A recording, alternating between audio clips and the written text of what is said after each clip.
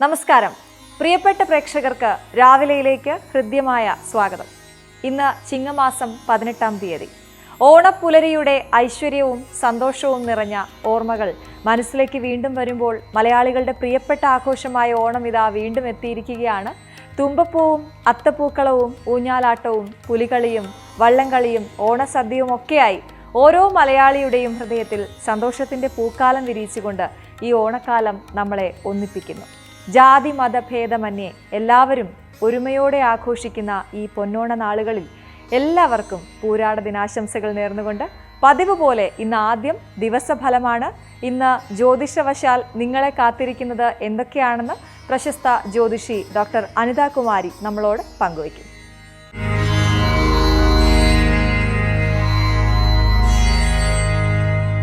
എല്ലാവർക്കും നമസ്കാരം. ബുധനാഴ്ചത്തെ ദിവസഫലത്തിലേക്ക് എല്ലാവർക്കും സ്വാഗതം.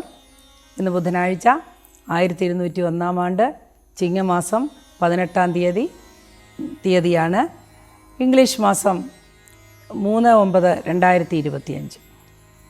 എല്ലാവരും ഓണത്തിൻ്റെ തിരക്കിലായിരിക്കും. എല്ലാവർക്കും സന്തോഷത്തോടു കൂടി ഓണം പങ്കെടുക്കാൻ സാധിക്കട്ടെ എന്ന് പ്രാർത്ഥിക്കുന്നു.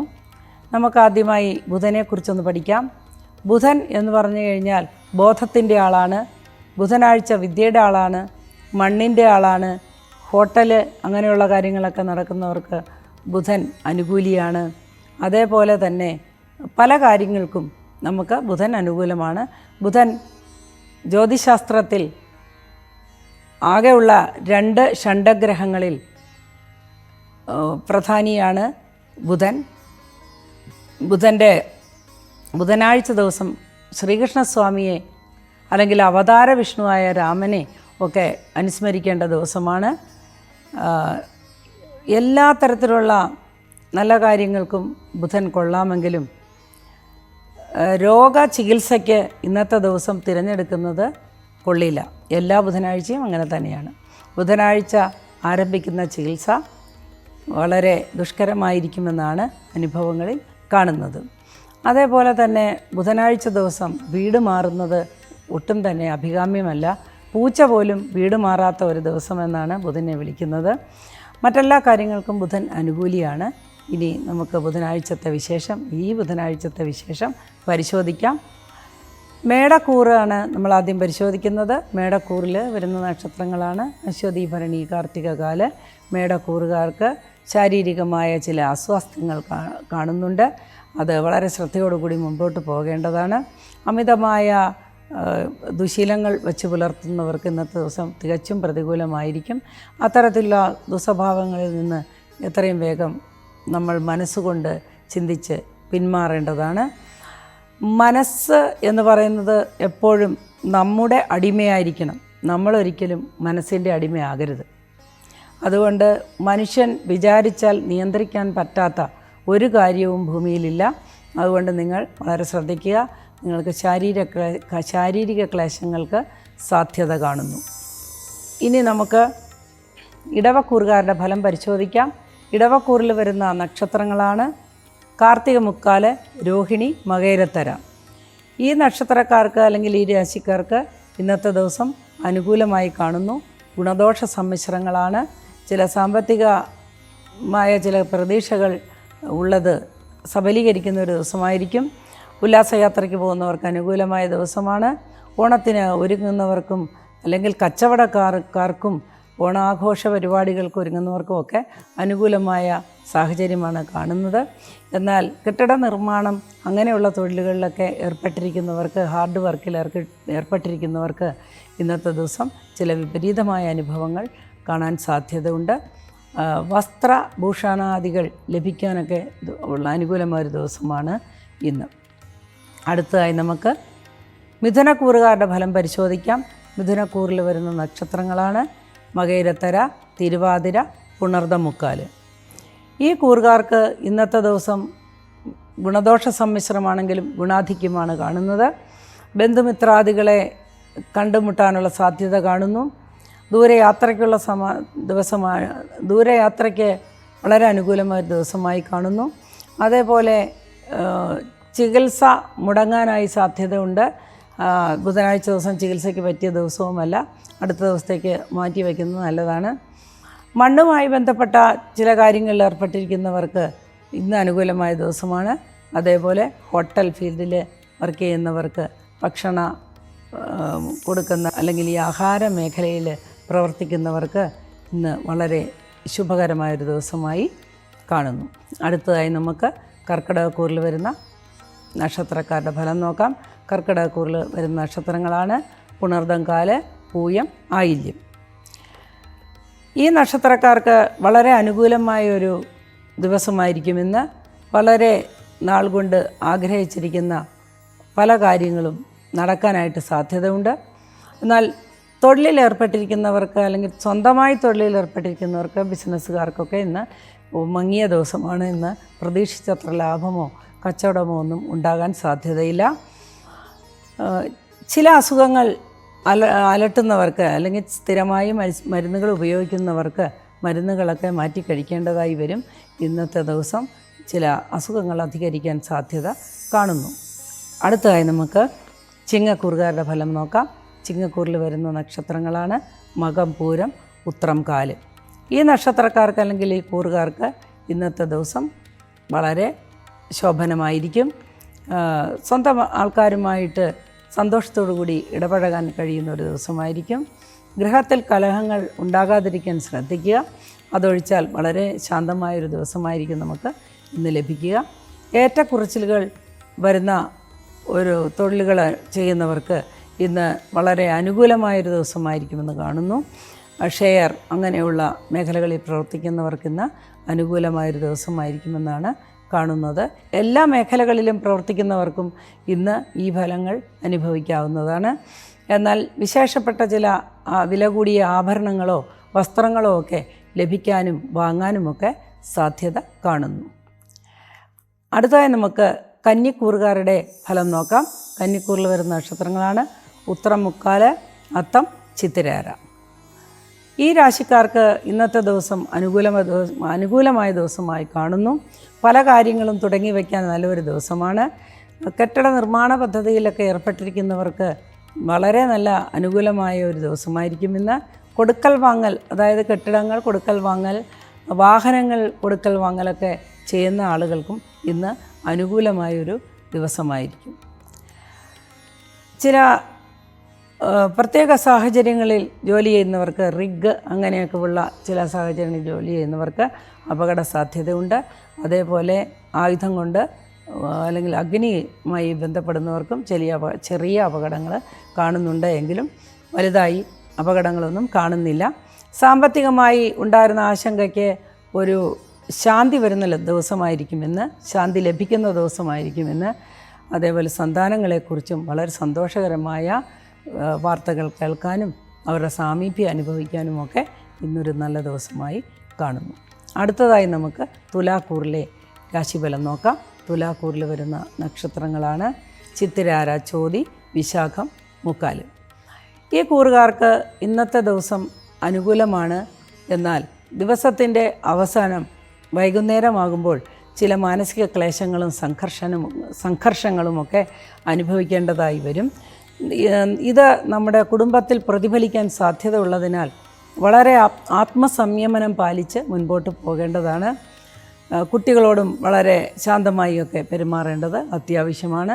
ബന്ധുക്കളിൽ ചിലർക്ക് ചില ആരോഗ്യ പ്രശ്നങ്ങൾ വരികയോ അവരുടെ വേർപാടോ ഒക്കെ വരാൻ സാധ്യതയുള്ളൊരു ദിവസമായിരിക്കും. വേറെ പറയത്തക്ക ദോഷങ്ങളൊന്നും കാണുന്നില്ല. എന്നാൽ ഗുണദോഷ സമ്മിശ്രമായൊരു ദിവസമായിരിക്കുമെന്ന് ഗുണാധിക്യമാണ് കാണുന്നത്. എല്ലാ മേഖലയിലും പ്രവർത്തിക്കുന്നവർക്കും ഇത് വളരെ അനുകൂലമായി കാണുന്നു. അതുകൂടാതെ നമ്മൾ ഈശ്വരനെ വളരെയധികം മനസ്സുറ്റ് പ്രാർത്ഥിക്കേണ്ടതുണ്ട്. ഈശ്വര പ്രാർത്ഥനയിലൂടെ എല്ലാത്തിനും പരിഹാരം ലഭിക്കുന്നതാണ്. അവരവരുടെ ആചാരപ്രകാരം ഈശ്വര പ്രാർത്ഥനയിൽ മുഴുകുക. അടുത്തതായി നമുക്ക് വൃശ്ചികക്കൂറുകാരുടെ ഫലം നോക്കാം. വൃശ്ചികക്കൂറിൽ വരുന്ന നക്ഷത്രങ്ങളാണ് വിശാഖം, കാല്, അനിഴം, തൃക്കേട്ട. ഈ കൂറുകാർക്ക് ഇന്നത്തെ ദിവസം അനുകൂലമായി കാണുന്നു. എങ്കിലും ദിവസത്തിൻ്റെ അവസാന ഭാഗത്ത് ചില മോഹഭംഗങ്ങൾക്ക് സാധ്യതയുണ്ട്. വിവാഹ കാര്യങ്ങളിൽ ശ്രദ്ധ ഊന്നുന്നവർക്കും വിവാഹാദി കാര്യങ്ങൾക്ക് ആലോചിക്കുന്നവർക്കും അനുകൂലമായ ഒരു ദിവസമായിരിക്കും ഇന്ന്. വളരെ നാളാഗ്രഹിച്ച ഒരുപാട് കാര്യങ്ങൾക്ക് നല്ല ഉത്തരം കിട്ടുന്ന ഒരു ദിവസമായിരിക്കും. സന്താനങ്ങളെ കൊണ്ട് സന്തോഷമായിരിക്കും. പങ്കാളികളെ കൊണ്ട് ചില മാനസിക പ്രശ്നങ്ങളും സംഘർഷങ്ങളും ഉണ്ടാകുന്നതൊഴിച്ചാൽ മറ്റു കാര്യങ്ങളെല്ലാം എല്ലാ മേഖലകളിലും പ്രവർത്തിക്കുന്നവർക്ക് അനുകൂലമായ ഒരു ദിവസമായിരിക്കും ഇന്ന്. എന്നാൽ യൂണിഫോം ഇട്ട മേഖലയിൽ ജോലി ചെയ്യുന്നവർക്ക് പ്രതികൂലമായൊരു ദിവസമായിരിക്കും. അലച്ചിലും ക്ഷീണവും ബുദ്ധിമുട്ടുകളും മുട്ടുകൾക്ക് വേദനയും ഒക്കെ കലശലായി അനുഭവപ്പെടാം. ഉദര രോഗത്തിനും സാധ്യതയുണ്ട്. സൂക്ഷിച്ചാൽ ഇതെല്ലാം നമുക്ക് ഒഴിവാക്കാവുന്നതാണ്. അടുത്തതായി നമുക്ക് ധനുക്കൂറുകാരുടെ ഫലം പരിശോധിക്കാം. ധനുക്കൂറിൽ വരുന്ന നക്ഷത്രങ്ങളാണ് മൂലം, പൂരാടം, ഉത്രാടം, കാല്. ധനുക്കൂറുകാർക്ക് ഇന്നത്തെ ദിവസം അനുകൂലമായൊരു ദിവസമാണ്. എന്നാൽ അവരുടെ ദശാകാലങ്ങൾ അനുസരിച്ചോ അല്ലെങ്കിൽ അവരുടെ ചാരഫലം അനുസരിച്ചോ എന്തെങ്കിലുമൊക്കെ മാറ്റങ്ങളുണ്ടെങ്കിൽ ഈ ഫലത്തിൽ നിന്ന് കുറച്ച് വ്യത്യസ്തമായി വന്നേക്കാം. എങ്കിലും കണ്ടകശനിയുടേതായ ചില ദുരിതങ്ങൾ തൊഴിൽ രംഗത്ത് കാണുന്നു. ഒരു മന്ദത അനുഭവപ്പെടാം. ആരും നമ്മൾ പ്രതീക്ഷിച്ചതുപോലെ തന്നെ ഒരു വരുമാനം ഉണ്ടാകുന്നതായിട്ട് തോന്നുന്നില്ല. ഒരുപാട് അലഞ്ഞതിന് ശേഷം മാത്രമാണ് നല്ല അനുഭവം ഉണ്ടാകുന്നത്. അതേപോലെ യാത്രകൾ ചെയ്ത് ധനം സമ്പാദിക്കേണ്ടിയിരിക്കുന്നു. Share മാർക്കറ്റുകളിലൊക്കെ involve ചെയ്തിരിക്കുന്നവർക്ക് അനുകൂലമായൊരു ദിവസമായിരിക്കും. അതേപോലെ പെട്ടെന്ന് ധനം വരുന്ന രീതിയിലുള്ള ഇടപാടുകൾ സ്വർണ്ണ വ്യാപാരികൾ, പലചരക്ക് വ്യാപാരികൾ, ഇങ്ങനെയുള്ളവർക്കൊക്കെ ഇന്ന് അനുകൂലമായൊരു ദിവസമായിരിക്കുന്നതായി കാണുന്നു. അടുത്തതായി നമുക്ക് അടുത്ത രാശിയുടെ ഫലം, മകരക്കൂറുകാരുടെ ഫലം പരിശോധിക്കാം. മകരക്കൂറിൽ വരുന്ന നക്ഷത്രങ്ങളാണ് ഉത്രാടമുക്കാല്, തിരുവോണം, അവിട്ടത്തര. ഈ കൂറിൽ വരുന്ന നക്ഷത്രക്കാർക്ക് അല്ലെങ്കിൽ ഈ രാശിക്കാർക്ക് ഇന്ന് ഗുണദോഷ സമ്മിശ്രമായിരിക്കും. ഏതായാലും ഉച്ചവരെ വളരെ മ്ലാനതയും പങ്കാളികളിൽ നിന്ന് പിണക്കമോ പരിഭവമോ മൂലമുള്ള സങ്കടങ്ങളുമൊക്കെ വന്ന് സംഭവിക്കാനായിട്ട് സാധ്യതയുണ്ട്. സുഹൃത്തുക്കളെ നഷ്ടപ്പെടുന്ന ഒരു ദിവസമായിരിക്കുമെന്ന്, സുഹൃത്തുക്കളുമായി കലഹിക്കാൻ സാധ്യതയുള്ള ദിവസമാണ്. വിവാഹാദി കാര്യങ്ങൾക്ക് ആഗ്രഹിക്കുന്നവർക്ക് അനുകൂലമായ മറുപടി ലഭിക്കുന്നതാണ്. എല്ലാ മേഖലയിലും പ്രവർത്തിക്കുന്നവർക്കും അനുകൂലമാണ്. എങ്കിലും വൈദ്യ മേഖലയിൽ, അതായത് മെഡിക്കൽ സയൻസ് ആയിട്ട് ബന്ധപ്പെട്ട മേഖലയിൽ പ്രവർത്തിക്കുന്നവർക്ക് ഇന്ന് തികച്ചും പ്രതികൂലമായൊരു ദിവസമായിരിക്കും. അതേപോലെ തന്നെ യൂണിഫോമിട്ട ജോലി ചെയ്യുന്നവർക്കും അനുകൂലമായൊരു ദിവസമായിരിക്കില്ല. എന്നാൽ സാമ്പത്തികമായി കുറച്ച് മെച്ചപ്പെട്ട ഒരു ദിവസമായിരിക്കും ഇന്ന്. അടുത്തതായി നമുക്ക് കുംഭക്കൂറുകാരുടെ ഫലം പരിശോധിക്കാം. കുംഭക്കൂറിൽ വരുന്ന നക്ഷത്രങ്ങളാണ് അവിട്ടത്തര, ചതയം, പൂരിട്ടാതി, മുക്കാല്. ഇപ്രകാരം നമുക്ക് കുംഭക്കൂറുകാരുടെ ഫലം പരിശോധിക്കുമ്പോൾ പ്രധാനമായി ഇന്ന് എടുത്തു പറയേണ്ടത് അവരുടെ സാമ്പത്തിക അവസ്ഥയെക്കുറിച്ചാണ്. സാമ്പത്തികമായി നേട്ടങ്ങൾ കൈവരിക്കാൻ ഇറങ്ങുമ്പോൾ വളരെ ശ്രദ്ധിക്കേണ്ട ഒരു കാര്യമുണ്ട്. എപ്പോഴും ചെയ്യുന്ന രീതിയിൽ കാര്യങ്ങൾ കൊണ്ടുപോകാതെ വളരെ പ്രാക്ടിക്കലായി ബുദ്ധിപരമായി മുമ്പോട്ട് നീങ്ങേണ്ടതുണ്ട്. ചില അവസരങ്ങളിൽ പ്രതീക്ഷയ്ക്ക് വിപരീതമായി കാര്യങ്ങൾ, നമ്മൾ അനുകൂലമായി വരേണ്ട കാര്യങ്ങൾ തിരിച്ചടിച്ചേക്കാം. ഇന്നത്തെ ദിവസം അങ്ങനെയുള്ള ചില അനുഭവങ്ങൾ വന്നു ചേരാൻ സാധ്യത ഉണ്ടെങ്കിലും ദിവസത്തിൻ്റെ അവസാനം വളരെ അനുകൂലമായി കാണുന്നു. സമാധാനം കിട്ടുന്ന രീതിയിൽ കാര്യങ്ങൾ മുമ്പോട്ട് പോകുന്നതാണ്. എല്ലാ മേഖലകളിലും പ്രവർത്തിക്കുന്നവർക്ക് അനുകൂലമായ ഒരു ദിവസമായിരിക്കും. അടുത്തായി നമുക്ക് മീനരാശിയുടെ ഫലം പരിശോധിക്കാം. മീനക്കൂറിൽ വരുന്ന നക്ഷത്രങ്ങളാണ് പൂർട്ടാതികാല്, ഉത്രട്ടാതി, രേവതി. മീനക്കൂറുകാർക്ക് താരതമ്യേന ഗുണദോഷ സമ്മിശ്രമായൊരു ദിവസമായിരിക്കും. ജോലിഭാരം വളരെ കൂടുതലായിരിക്കും. ജോലിഭാരം കൊണ്ട് ശാരീരിക ക്ലേശങ്ങൾ അനുഭവിക്കാനായിട്ട് സാധ്യതയുണ്ട്. കിടപ്പിൻ്റെ രീതി അനുസരിച്ച് അതിന് മാറ്റം വരുന്നത് കൊണ്ടോ മറ്റോ ദേഹത്തെ ഉളുക്ക് വീഴാനൊക്കെ സാധ്യതയുള്ളൊരു ദിവസമാണ് ഇന്ന്. അത് പ്രത്യേകമായ ഒരു ഫലമാണ് ഇന്നത്തേത്. അതുകൊണ്ട് അങ്ങനത്തെ ശാരീരിക ക്ലേശങ്ങൾ കൊണ്ട് ഇന്നത്തെ ദിവസം സന്തോഷമില്ലാതാകാൻ ചിലർക്ക് സാധ്യതയുണ്ട്. ദീർഘയാത്രയ്ക്ക് ആലോചിക്കുന്നവർക്ക് പെട്ടെന്നൊരു യാത്ര ചെയ്യാനും അതിലൂടെ ഫലം ശ്രദ്ധിക്കാനും സമാധാനം കൈവരിക്കാനുമൊക്കെ സാധ്യത കാണുന്നു. ഏറ്റവും അടുപ്പുള്ള ചിലർക്ക് ചില മാനസിക പ്രശ്നങ്ങൾ അനുഭവിക്കാൻ സാധ്യത കാണുന്നു. ഒരേ തലത്തിൽ ജോലി ചെയ്യുന്നവർക്കും തത്തുല്യമായ ഫലങ്ങളാണ് കാണുന്നത്. എല്ലാ മേഖലകളിലും ജോലി ചെയ്യുന്നവർക്ക് ഇത്തരത്തിൽ ചില മാനസിക പ്രശ്നങ്ങൾ അനുഭവപ്പെടാൻ സാധ്യത ഉണ്ടെങ്കിലും ഔദ്യോഗിക രംഗത്ത് പ്രവർത്തിക്കുന്നവർക്ക് യൂണിഫോമിട്ട ജോലി ചെയ്യുന്നവർക്കൊക്കെ ഇന്ന് ആശ്വാസകരമായൊരു ദിവസമായിരിക്കും, വളരെ സന്തോഷമുള്ളൊരു ദിവസമായിരിക്കും. ഏറ്റവും എളുപ്പത്തിൽ ജോലി ചെയ്ത് തീർക്കാനായി സാധിക്കും. ഷെയർ മേഖലയിൽ പ്രവർത്തിക്കുന്നവർക്ക് അല്ലെങ്കിൽ സാമ്പത്തികമായി ഏതെങ്കിലും ഒരു മേഖലയിൽ പ്രവർത്തിക്കുന്നവർക്ക്, ബിസിനസ്സുകാർക്കുമൊക്കെ ഇന്ന് ലാഭം ഉള്ള ഒരു ദിവസമായിരിക്കും. വേറെ ഒരു കാര്യം എന്തെന്നാൽ നമ്മൾ ഓണത്തിനൊക്കെ ഒരുങ്ങുകയാണ്. ഈ ഇലക്ട്രിസിറ്റിയുമായിട്ട് സംബന്ധിച്ച കാര്യങ്ങൾ, വെള്ളവുമായി സംബന്ധിച്ച കാര്യങ്ങൾ, അഗ്നിയുമായി സംബന്ധിച്ച കാര്യങ്ങൾക്കൊക്കെ ഒന്ന് ശ്രദ്ധ വയ്ക്കുന്നത് വളരെ നന്നായിരിക്കും. ചില അപകടങ്ങൾക്ക് സാധ്യത കാണുന്നു. ഇതൊഴിച്ചാൽ മറ്റ് ബുദ്ധിമുട്ടുകളൊന്നുമില്ല. വളരെ ഈശ്വര പ്രാർത്ഥനയോടുകൂടിയും വളരെ ഉറച്ച വിശ്വാസത്തോടു കൂടിയും ദൈവത്തെ ഓർത്ത് ഇരിക്കേണ്ടതാണ്. ദൈവാധീനം നിങ്ങൾക്ക് വളരെയധികം ഉണ്ടാകട്ടെ. ഇന്ന് ബുധനാഴ്ചയുടെ പ്രത്യേകതകൾ കുറച്ച് കൂടുതലുണ്ട്. ബുധൻ എന്ന് പറഞ്ഞാൽ ബുദ്ധിയുടെ ദിവസമാണെന്ന് ഞാൻ പറഞ്ഞല്ലോ. ബുദ്ധിപരമായ കാര്യങ്ങൾക്ക് മുമ്പോട്ട് പോകാനായിട്ട് ഏറ്റവും നല്ല ഒരു ദിവസമാണ്. എഴുത്തുകാർക്ക് ബുധനാഴ്ച ഏറ്റവും അനുകൂലമായ ദിവസമാണ്. അതേപോലെ വിദ്യ തുടങ്ങുന്നതിന് ബുധനാണ് ഏറ്റവും നല്ല ദിവസം. ബുധൻ്റെ നിറം പച്ചയാണ്. പച്ച നിറമാണ് ബുധനാഴ്ച നമ്മൾ ധരിക്കേണ്ടത്. ഓരോ ആഴ്ചയും ഓരോ നിറം ധരിച്ചാൽ അന്ന് ഭാഗ്യം ഉണ്ടാകുന്നതായി കണക്കാക്കപ്പെടുന്നു. അതേപോലെ ബുധനാഴ്ച നമുക്ക് ബുധൻ്റെ ഹോരയോടുകൂടിയാണ് ബുധനാഴ്ച തുടങ്ങുന്നത്. ബുധനാണെന്ന് ഏറ്റവും പ്രാധാന്യം ഉള്ളത്. ബുധഹോര എന്ന് പറഞ്ഞു കഴിഞ്ഞാൽ ഉദയം മുതൽ 1 മണിക്കൂറാണ്. അതിനുശേഷം ഓർഡർ അനുസരിച്ച് ഹോരകൾ മാറിക്കൊണ്ടിരിക്കും. അത് മുഹൂർത്തങ്ങളാണ്. നമുക്ക് പെട്ടെന്ന് മുഹൂർത്തം ഇല്ലാത്തൊരു ദിവസം മുഹൂർത്തം എടുക്കേണ്ടി വന്നാൽ തിരഞ്ഞെടുക്കേണ്ട ഒരു മുഹൂർത്തമാണിത് ഹോര. അത് ജനറലായിട്ട് എപ്പോഴെങ്കിലും സമയം കിട്ടുമ്പോൾ നമുക്ക് ചർച്ച ചെയ്യാവുന്നതാണ്.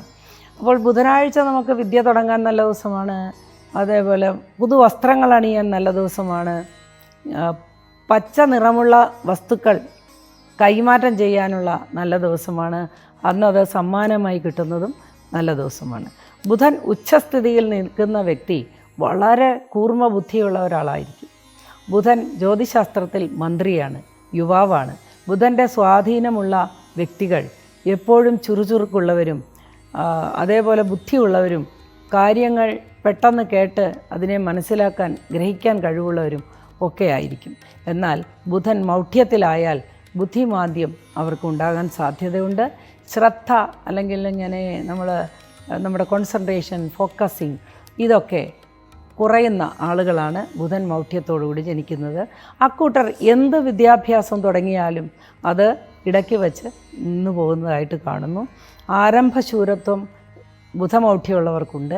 ആദ്യം ഉത്സാഹത്തോടു കൂടി ചേരുകയും ഒരാഴ്ച കഴിയുമ്പോൾ അതിൽ നിന്ന് പതുക്കെ അങ്ങ് മാറിപ്പോവുകയും പിന്നെ ഒരിക്കലും അത് തുടരാൻ ആഗ്രഹിക്കുകയും ചെയ്യാത്ത ആൾക്കാർ ഉണ്ട്.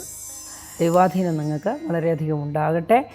എല്ലാവിധ ഐശ്വര്യങ്ങൾക്കും നിങ്ങൾക്ക് ഈശ്വരൻ തുണയ്ക്കട്ടെ എന്ന് പ്രാർത്ഥിച്ചുകൊണ്ട് ഇന്നത്തെ പരിപാടി ഇവിടെ അവസാനിക്കുന്നു. ഇനി നമുക്ക് വീണ്ടും കാണാം. അതുവരെ നമസ്കാരം.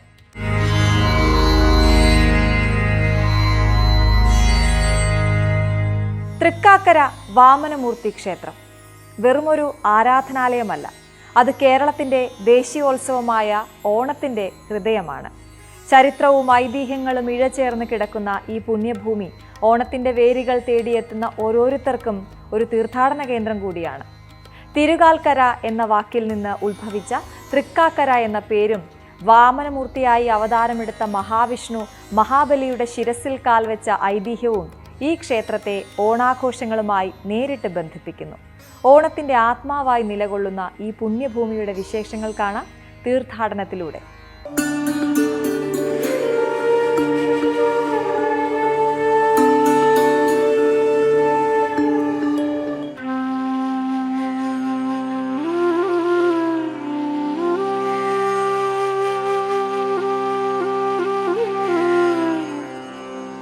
തൃക്കാക്കര വാമനമൂർത്തി ക്ഷേത്രം വെറുമൊരു ആരാധനാലയം മാത്രമല്ല, കേരളത്തിന്റെ ദേശീയോത്സവമായ ഓണത്തിന്റെ ഹൃദയമാണ്.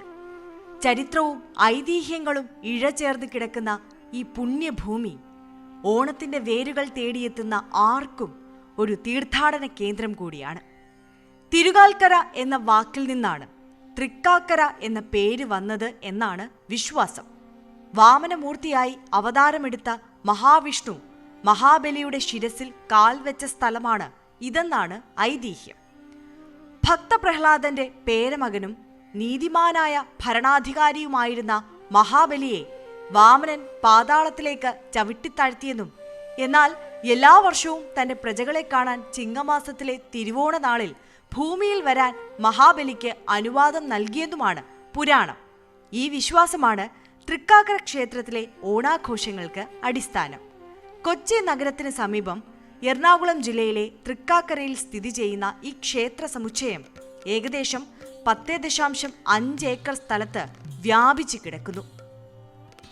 ക്ഷേത്രത്തിൽ വാമനമൂർത്തിക്കും പരമശിവനും തുല്യ പ്രാധാന്യമുണ്ട്.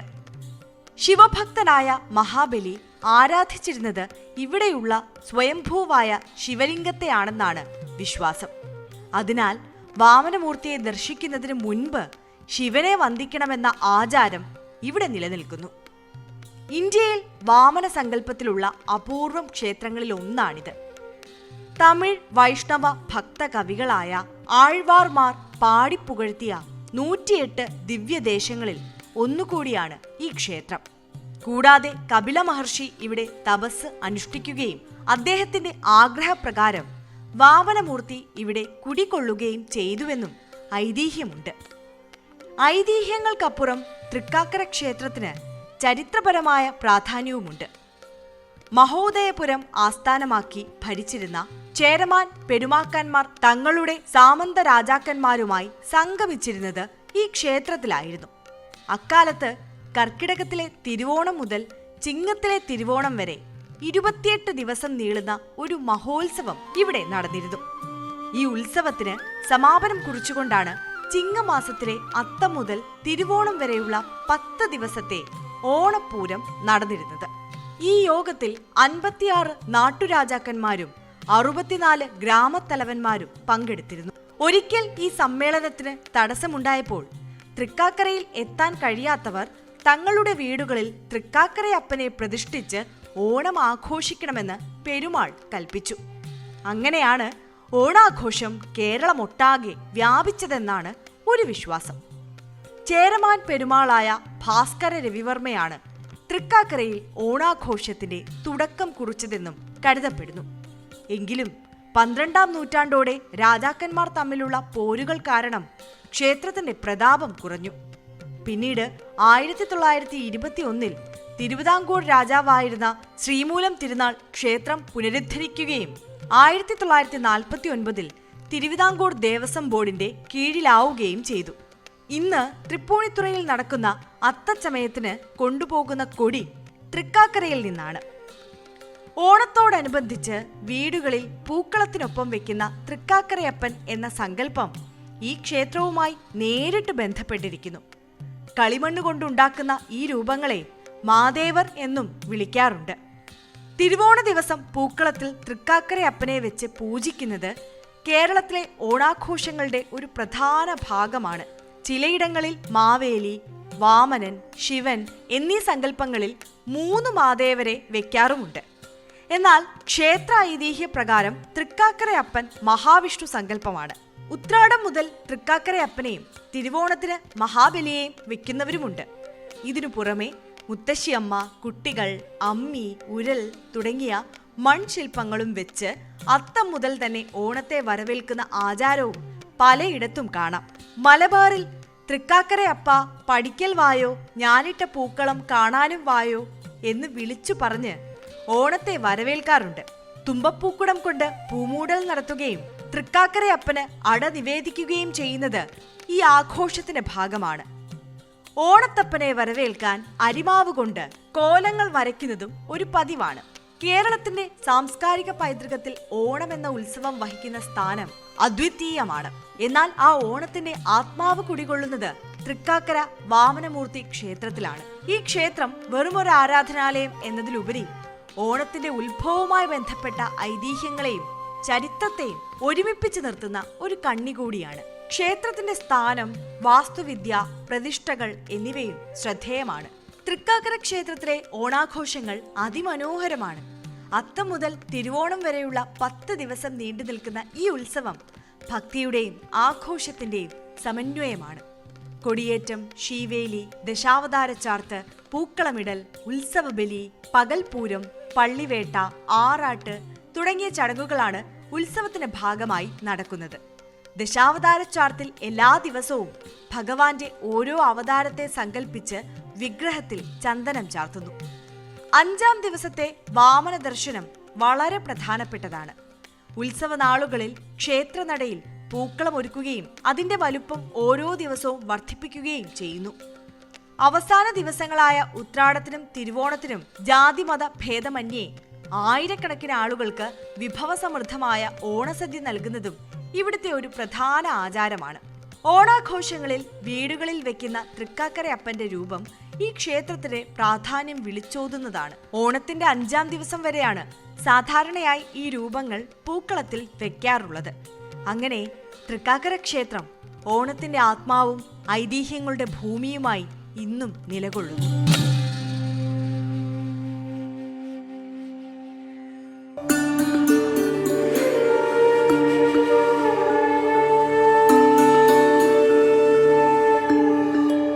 എല്ലാവർക്കും നല്ലൊരു ദിവസം കൂടി ആശംസിച്ചുകൊണ്ട് ഇന്നത്തെ വാർത്താ ദിവസത്തിലേക്ക് കടക്കുകയാണ്.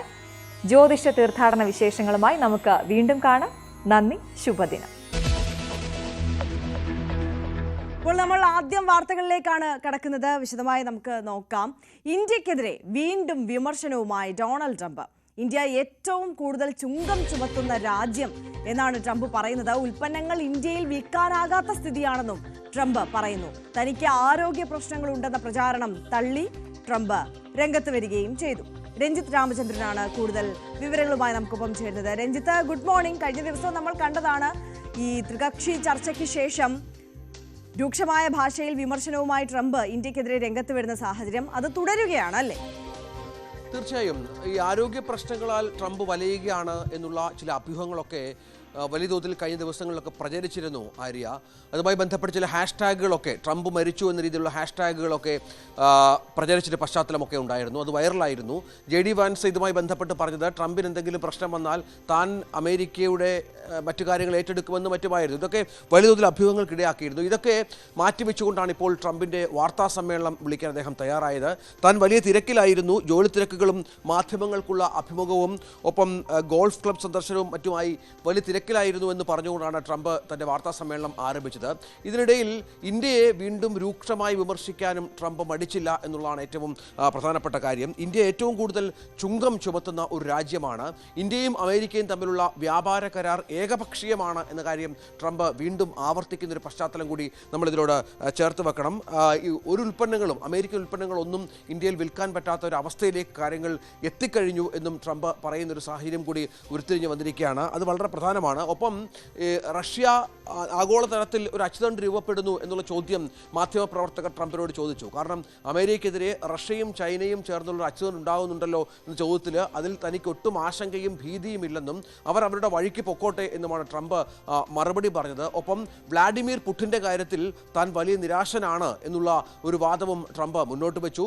ഒപ്പം യുക്രൈനിൽ ഉണ്ടാകുന്ന മരണങ്ങൾ, റഷ്യൻ ആക്രമണത്തിൽ ഉണ്ടാകുന്ന മരണങ്ങൾ കുറയ്ക്കാനുള്ള എല്ലാ ശ്രമങ്ങളും തൻ്റെ ഭാഗത്ത് നിന്ന് ഉണ്ടാകും എന്നും ട്രംപ് പറയുകയാണ്. അതായത് വ്യക്തമാക്കുന്നത് ഇന്ത്യയെ ശത്രുപക്ഷത്ത് നിർത്തിക്കൊണ്ടുള്ള പ്രഖ്യാപനങ്ങൾ ട്രംപ് ആവർത്തിക്കുന്നു എന്നുള്ളതാണ്. കഴിഞ്ഞ ദിവസവും സമാനമായി തന്നെ ഇന്ത്യയുമായി ബന്ധപ്പെട്ടുള്ള ഇത്തരം പ്രസ്താവനകൾ ട്രംപിൻ്റെ ഭാഗത്തു നിന്ന് ഉണ്ടായിരുന്നു എന്നുള്ളത് കൂടി ചേർത്ത് വെക്കണം. ഇന്ത്യ പലപ്പോഴും ഏകപക്ഷീയമായി കരാറുകൾ നടപ്പിലാക്കുന്ന ഒരു രാജ്യമാണ് എന്നും ഏറ്റവും കൂടുതൽ ഇന്ത്യയുടെ കയറ്റുമതി അമേരിക്കയിലേക്കാണ് എന്നും അതിൻ്റെ എല്ലാ പ്രയോജനവും ഇന്ത്യക്ക് മാത്രമാണ് എന്നും അമേരിക്കയ്ക്ക് അതുമായി ബന്ധപ്പെട്ട് യാതൊരു തരത്തിലുള്ള ഗുണവും കിട്ടുന്നില്ല എന്നും ആവർത്തിക്കുന്ന ട്രംപ് ഇന്ത്യയുമായി തൽക്കാലം അനുരഞ്ജനത്തിലില്ല എന്നുള്ള സൂചനകൾ കൂടി നൽകുന്നുണ്ട്. ഒപ്പം കൂടുതൽ മരുന്നുകൾക്കടക്കം, മെഡിസിൻസിനടക്കം 200% താരിഫ് ഏർപ്പെടുത്താൻ ട്രംപ് ആലോചിക്കുന്നു എന്നുള്ള വിവരങ്ങളൊക്കെ പുറത്തു വന്ന ഒരു പശ്ചാത്തലം കൂടിയുണ്ട്. അത് ഇന്ത്യക്കാണോ അമേരിക്കയാണോ ഗുണം ചെയ്യുക അല്ലെങ്കിൽ ദോഷം ചെയ്യുക എന്ന കാര്യത്തിൽ ഒരു വ്യക്തതയൊന്നും വന്നിട്ടില്ല എങ്കിൽ പോലും ഇത്തരം കാര്യങ്ങളിൽ വളരെ ചില നിലപാടുകൾ ട്രംപിൻ്റെ ട്രംപിൻ്റെ ഭാഗത്ത് നിന്ന് ഉണ്ടാകും എന്ന്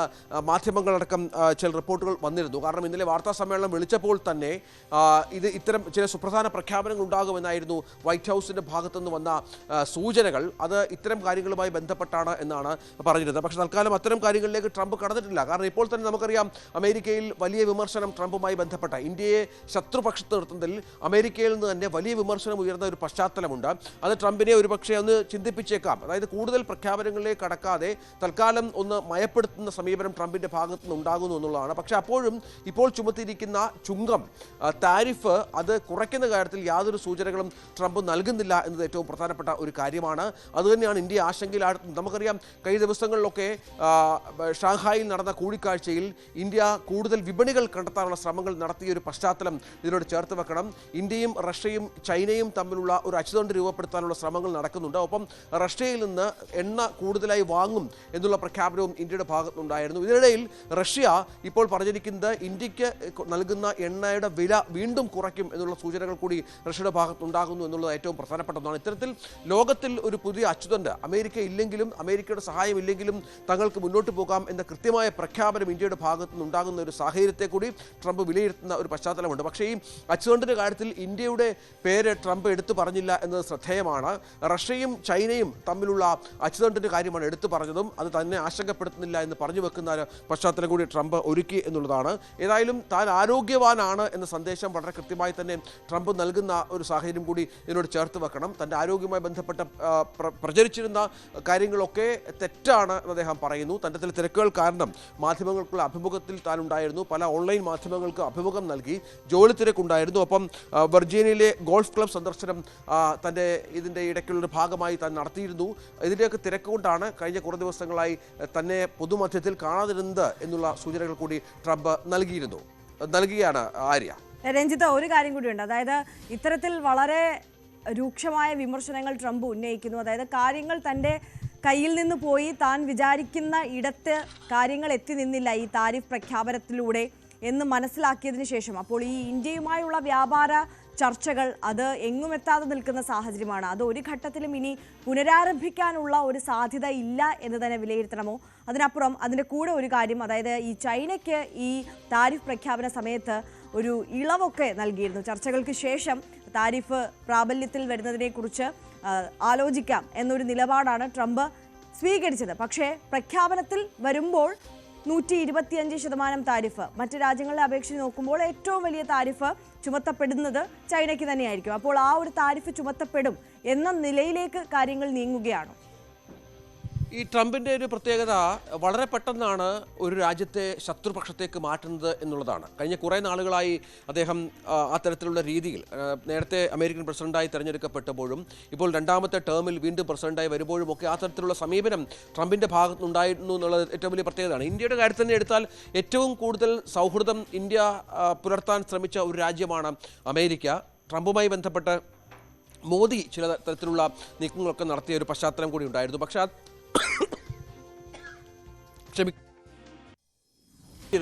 കൃത്യസമയത്ത് ഈ ചർച്ചയുമായി ബന്ധപ്പെട്ട ഇന്ത്യ മുന്നോട്ട് പോയില്ല എന്നുള്ള കുറ്റപ്പെടുത്തൽ കൂടി. അതായത് റഷ്യയുമായി എണ്ണ വാങ്ങുന്നത് മാത്രമല്ല തന്നെ ഈ പ്രശ്നങ്ങളിലേക്ക് തന്നെ നയിച്ചത് എന്നുള്ള സൂചനകൾ ട്രംപ് നൽകുന്നുണ്ട്. അത് പ്രധാനമാണ്. കാരണം ലോകരാജ്യങ്ങൾ ഒട്ടാകെ വലിയ വിമർശനം ഉന്നയിച്ച ഒരു സാഹചര്യമുണ്ട്. ഒരു രാജ്യത്തിൻ്റെ നയം തീരുമാനിക്കാൻ അവർ ഏതൊക്കെ സാധനങ്ങൾ ഏതൊക്കെ രാജ്യങ്ങളിൽ നിന്ന് വാങ്ങണം എന്ന് തീരുമാനിക്കാനുള്ള തരത്തിലുള്ള അവകാശം ഓരോ രാജ്യങ്ങൾക്കുമുണ്ട്. പക്ഷേ ഏകപക്ഷീയമായ തരത്തിൽ ഇത്തരം ചുങ്കങ്ങൾ ചുമത്തുമ്പോൾ അത് എന്തിന് അമേരിക്ക മറ്റു രാജ്യങ്ങളുടെ കാര്യത്തിൽ ഇടപെടണം, അവരുടെ നയങ്ങൾ തീരുമാനിക്കുന്ന കാര്യത്തിൽ ഇടപെടണമെന്ന ചോദ്യം ലോകരാജ്യങ്ങൾ ഉന്നയിച്ച പശ്ചാത്തലമുണ്ട്. ഷാങ്ഹായിലും സമാനമായി തന്നെ ചില ശബ്ദങ്ങൾ നമ്മൾ കേട്ടതാണ്. ഇന്ത്യക്ക് പഹൽഗാം ഭീകരാക്രമണത്തിലടക്കം ഇന്ത്യക്ക് വലിയ പിന്തുണ രാജ്യങ്ങളുടെ ഭാഗത്തു നിന്ന് ലഭിച്ച ഒരു സാഹചര്യമുണ്ട്. അമേരിക്കൻ പ്രസിഡന്റ് പലപ്പോഴും താനാണ് ഈ പ്രശ്നങ്ങളൊക്കെ അവസാനിപ്പിച്ചത് എന്ന് പറഞ്ഞു വെക്കുമ്പോഴും ഇതിൽ ഇന്ത്യയുടെ നയത്തിന് ഇന്ത്യ തീരുമാനിച്ച കാര്യങ്ങൾക്ക് പിന്തുണ നൽകുന്ന പശ്ചാത്തലമൊക്കെ ഉണ്ടായി.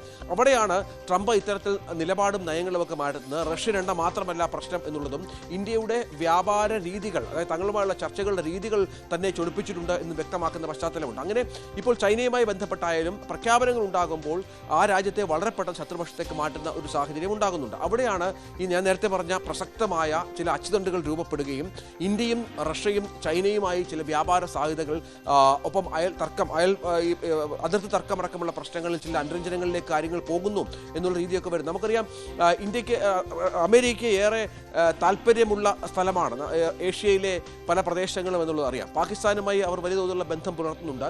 പാകിസ്ഥാൻ പ്രധാനമന്ത്രി അടക്കം പലപ്പോഴും വൈറ്റ് ഹൗസിൽ വന്നു പോയതൊക്കെ നമ്മൾ കണ്ടിരുന്നു. അവിടെ ചൈനയുമായി ഇന്ത്യ അടുക്കുന്നതിനെ ആശങ്കയോടെ തന്നെ അമേരിക്ക എന്ന രാജ്യം ഒട്ടാകെ കാണുന്നൊരു പശ്ചാത്തലം കൂടിയുണ്ട്. ഇവിടെയാണ് ട്രംപ് ഇത്തരം രാജ്യങ്ങൾ, പ്രത്യേകിച്ച് ഇന്ത്യ അടക്കമുള്ള രാജ്യങ്ങൾക്കെതിരെ വരുമ്പോൾ കൂടുതൽ ചുങ്കം ചുമത്തുമ്പോഴൊക്കെ അമേരിക്കയ്ക്കുള്ളിൽ തന്നെ എതിർപ്പ് ഉയരുകയും കോടതിയിൽ പോലും ഇത്തരം വിഷയങ്ങൾ ചോദ്യം ചെയ്യുന്ന ഒരു പശ്ചാത്തലമൊക്കെ ഉണ്ടാകുന്നത്. അത് വളരെ പ്രധാനപ്പെട്ട ഒന്നാണ്. ഇത്തരത്തിൽ താൻ എടുത്ത നിലപാടിൽ നിന്ന് പിന്നോട്ട് പോകാനാവുന്നില്ല. അമേരിക്കയിൽ എതിർപ്പുണ്ടാകുന്നു, ലോകരാജ്യങ്ങളുടെ എതിർപ്പ് ക്ഷണിച്ചു വരുത്തുന്നു. മറ്റൊരു പ്രധാനപ്പെട്ട കാര്യം, ഈ പ്രശ്നങ്ങളെയൊന്നും ഇന്ത്യ മൈൻഡ് ചെയ്യുന്നേ ഇല്ല എന്നുള്ളതാണ്. ഇന്ത്യ ഇത്തരം പ്രശ്നങ്ങളിൽ പ്രതികരിക്കുന്നില്ല.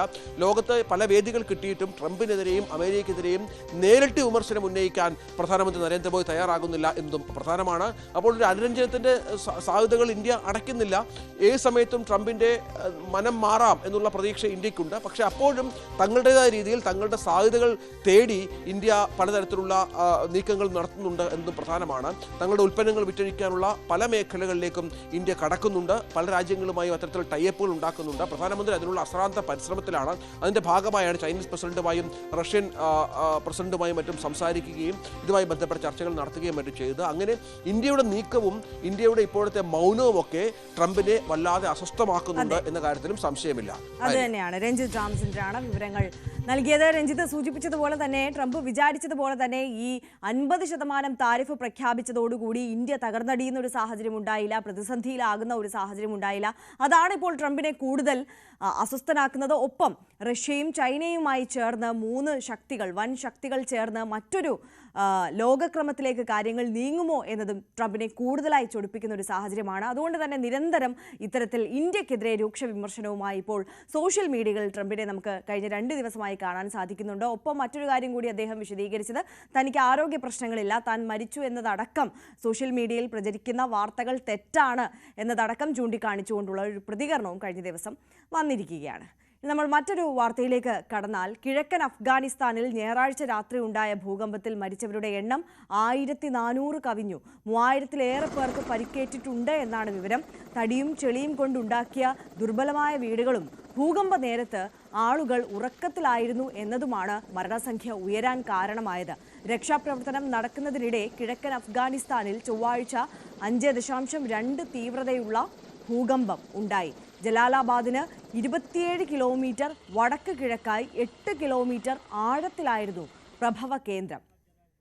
MG മിഥുൻ കൂടുതൽ വിവരങ്ങളുമായി നമുക്കൊപ്പം ചേരുകയാണ്. മിഥുൻ, ഞായറാഴ്ച ഉണ്ടായ ഭൂകമ്പം, അതിൻ്റെ പരിണിത ഫലം അല്ലെങ്കിൽ അതിൻ്റെ പ്രത്യാഘാതം ഒഴിയുന്നതിന് മുമ്പ് തന്നെ മറ്റൊരു ഭൂകമ്പം കൂടി ഉണ്ടായിരിക്കുകയാണ്. രക്ഷാപ്രവർത്തനത്തെ പോലും ഇത് വളരെ പ്രതികൂലമായി ബാധിക്കുന്നില്ലേ? തീർച്ചയായും അത്തരത്തിൽ ഉള്ള അതിസങ്കീർണമായ സാഹചര്യത്തിലൂടെയാണ് അഫ്ഗാൻ ജനത കടന്നു പോകുന്നത്. കാരണം ഞായറാഴ്ച രാത്രിയുണ്ടായ ആ ഭൂകമ്പത്തിൽ 6.1 റിക്ടർ സ്കെയിലിൽ രേഖപ്പെടുത്തിയ ആ ഭൂകമ്പത്തിൽ നിരവധി പേർ കൊല്ലപ്പെടുകയും ഒപ്പം തന്നെ നിരവധി പേർക്ക് പരിക്കേൽക്കുകയും ചെയ്ത ഒരു സാഹചര്യം ഉണ്ടായിരുന്നു. നമ്മൾ നേരത്തെ ഈ ദൃശ്യങ്ങളിൽ കാണുന്ന പോലെ തന്നെ ഈ മേഖലകളിലൊക്കെ ഈ തടി കൊണ്ടും മറ്റുമൊക്കെ ഉണ്ടാക്കിയിട്ടുള്ള വീടുകളാണ്. അതിൽ രാത്രിയാണ് ഇത്തരത്തിലൊരു സംഭവം ഉണ്ടാവുകയും ചെയ്യുന്നത്. അത്തരത്തിൽ കൂടുതൽ പേർ ഇതിനിടയിൽ കുടുങ്ങിക്കിടക്കുന്നതായിട്ടുള്ള വിവരങ്ങളാണ് പുറത്തു വരുന്നത്. ഇതുവരെയും അവരെയൊക്കെ പുറത്തെത്തിക്കാൻ വേണ്ടിയുള്ള നടപടികൾ കൈക്കൊള്ളാൻ സാധിച്ചിട്ടില്ല എന്നുള്ളത് തന്നെയാണ്. അത്രത്തോളം ദുഷ്കരമായി അവിടുത്തെ രക്ഷാപ്രവർത്തനം തുടരുന്ന സാഹചര്യമാണ്. കാരണം ഈ മേഖലകളിലേക്ക് പലയിടങ്ങളിലേക്കും ആളുകൾക്ക് എത്താൻ സാധിച്ചിട്ടില്ല എന്നുള്ളതാണ് ഏറെ പ്രതിസന്ധി സൃഷ്ടിക്കുന്നത്. മറ്റൊന്ന് കനത്ത മഴ, അത് വലിയ വെല്ലുവിളിയായി തുടരുന്ന ഒരു സാഹചര്യമുണ്ട്. ഇതിനിടയിലാണ് ഇന്നലെ രാത്രി ഈ ഭൂകമ്പമുണ്ടായ ഞായറാഴ്ച ഭൂകമ്പമുണ്ടായതിന് ഏകദേശം 7 കിലോമീറ്റർ അകലെ മാത്രമായി മറ്റൊരു ഭൂകമ്പം കൂടി റിപ്പോർട്ട് ചെയ്യുന്നത്. 5.5 റിക്ടർ സ്കെയിലിൽ രേഖപ്പെടുത്തിയ ഭൂകമ്പമാണ് ഉണ്ടായത്. അതേ തുടർന്ന് വീണ്ടും ഭയചകിതരായി ആളുകൾ ഭയന്നോടുന്ന കാഴ്ച നമുക്ക് കാണാൻ സാധിക്കുന്നുണ്ടായിരുന്നു. അത്രത്തോളം ആശങ്കാജനകമായ സ്ഥിതിവിശേഷത്തിലേക്ക് കാര്യങ്ങൾ പോകുന്നു എന്നുള്ളത് തന്നെയാണ്. എന്തായാലും അന്താരാഷ്ട്ര സമൂഹം തങ്ങളെ സഹായിക്കാൻ രംഗത്ത് വരണമെന്നുള്ള അഭ്യർത്ഥന താലിബാന്റെ ഭാഗത്തുനിന്ന് ഉണ്ടാകുന്നുണ്ട് എന്നുള്ളത് തന്നെയാണ്. നമുക്കറിയാം ഹിന്ദ് കുഷ് പർവ്വത മേഖലയിലാണ് ഇത്തരത്തിലുള്ള ഒരു പാക് കിഴക്ക് പാകിസ്ഥാന്റെ അതിർത്തി മേഖലയാണ്, കിഴക്കൻ അഫ്ഗാനിസ്ഥാനാണ്. അവിടെയാണ് ഈ ഒരു ഭൂകമ്പം ഏറെക്കുറെ ബാധിച്ചിട്ടുള്ളത്. കുനാർ ഒപ്പം തന്നെ നഹങ്കർ പ്രവിശ്യകളെയാണ് ഈ ഭൂകമ്പം ഏറ്റവും കൂടുതൽ ബാധിച്ചിരിക്കുന്നത്. ഒട്ടേറെ ഗ്രാമങ്ങൾ പൂർണ്ണമായും തകർന്നടഞ്ഞിട്ടായിട്ടുണ്ട്. ഇതിൽ ചില ഗ്രാമങ്ങളിലേക്ക് ഇതുവരെയും ആളുകൾക്ക് എത്തിപ്പെടാനോ അല്ലെങ്കിൽ സേനാ വിഭാഗങ്ങൾക്ക് എത്തി അവരെ രക്ഷപ്പെടുത്തി കൊണ്ടുവരാനോ ഒന്നും സാധിച്ചിട്ടില്ല എന്നുള്ളത് തന്നെയാണ്. അതുകൊണ്ട് തന്നെ ഇനിയും ഇതിൻ്റെ വ്യാപ്തി കൂടുതലുണ്ട് എന്നുള്ളത് തന്നെയാണ്. കൂടുതൽ പേർ മരണത്തിലേക്ക് പോകാനുള്ള സാഹചര്യമുണ്ട്. അത്രത്തോളം മരണസംഖ്യ ഉയരാനുള്ള ഒരു സാഹചര്യം തന്നെയാണ് നമുക്ക് കാണാൻ സാധിക്കുകയും ചെയ്യുന്നത്. എന്തായാലും കഴിഞ്ഞ 2 വർഷം 2022-ലും 2023-ലും സമാനമായ രീതിയിൽ വലിയ രീതിയിൽ ഭൂകമ്പം ഉണ്ടാവുകയും അവിടെ നിരവധി പേർ 2000-ലധികം പേർ മരണപ്പെടുന്ന സ്ഥിതിവിശേഷം ഉണ്ടാവുകയും ചെയ്തൊരു പശ്ചാത്തലമുണ്ടായിരുന്നു. അതിന് പിന്നാലെയാണ് വീണ്ടും രാജ്യത്തെ നടുക്കിക്കൊണ്ടുള്ള മറ്റൊരു ഭൂകമ്പത്തിനു കൂടി അഫ്ഗാൻ ജനത സാക്ഷ്യം വഹിച്ചിരിക്കുന്നത്. എന്തായാലും നിലവിൽ ഇന്ത്യയും ചൈനയും അടക്കം ഇതിനകം തന്നെ സഹായം വാഗ്ദാനം ചെയ്തുകൊണ്ട് രംഗത്ത് വന്നിട്ടുണ്ട്. കാബൂളിലേക്ക് 1000 ടെന്റുകൾ അയച്ചതായി ഇന്ത്യൻ വിദേശകാര്യമന്ത്രി എസ് ജയശങ്കർ വ്യക്തമാക്കിയിട്ടുണ്ട്. എന്തായാലും 15 ടൺ ഭക്ഷ്യവസ്തുക്കൾ ഇന്ത്യയിൽ നിന്ന് അഫ്ഗാനിസ്ഥാനിലേക്ക് എത്തിക്കുകയും ചെയ്തിട്ടുണ്ട്. ഇതിന് കൂടുതൽ ദുരിതാശ്വാസ പ്രവർത്തനങ്ങൾക്കായിട്ടുള്ള സഹായം ഇന്ത്യയിൽ നിന്ന് അയക്കുമെന്ന് അദ്ദേഹം വ്യക്തമാക്കുകയും ചെയ്തിട്ടുണ്ട്. അങ്ങനെ ലോകരാജ്യങ്ങളിൽ മറ്റുള്ളവരൊക്കെ അതായത് അതിർത്തി പങ്കിടുന്ന രാജ്യങ്ങളുമൊക്കെ സഹായവുമായി അഫ്ഗാനിസ്ഥാന് മുന്നിലേക്ക് എത്തുന്ന ഒരു സാഹചര്യമുണ്ട്. എന്തായാലും നിലവിൽ രക്ഷാപ്രവർത്തനം തുടരുകയാണ്. അതിസങ്കീർണമായിട്ടുള്ള രക്ഷാപ്രവർത്തനത്തിന് തന്നെയാണ് സൈന്യം നേതൃത്വം വഹിക്കുന്നത് എന്നുള്ളത് തന്നെയാണ്. MG മിഥുനാണ് വിശദാംശങ്ങളുമായി ചേർത്തത്. മിഥുൻ, തുടരുക.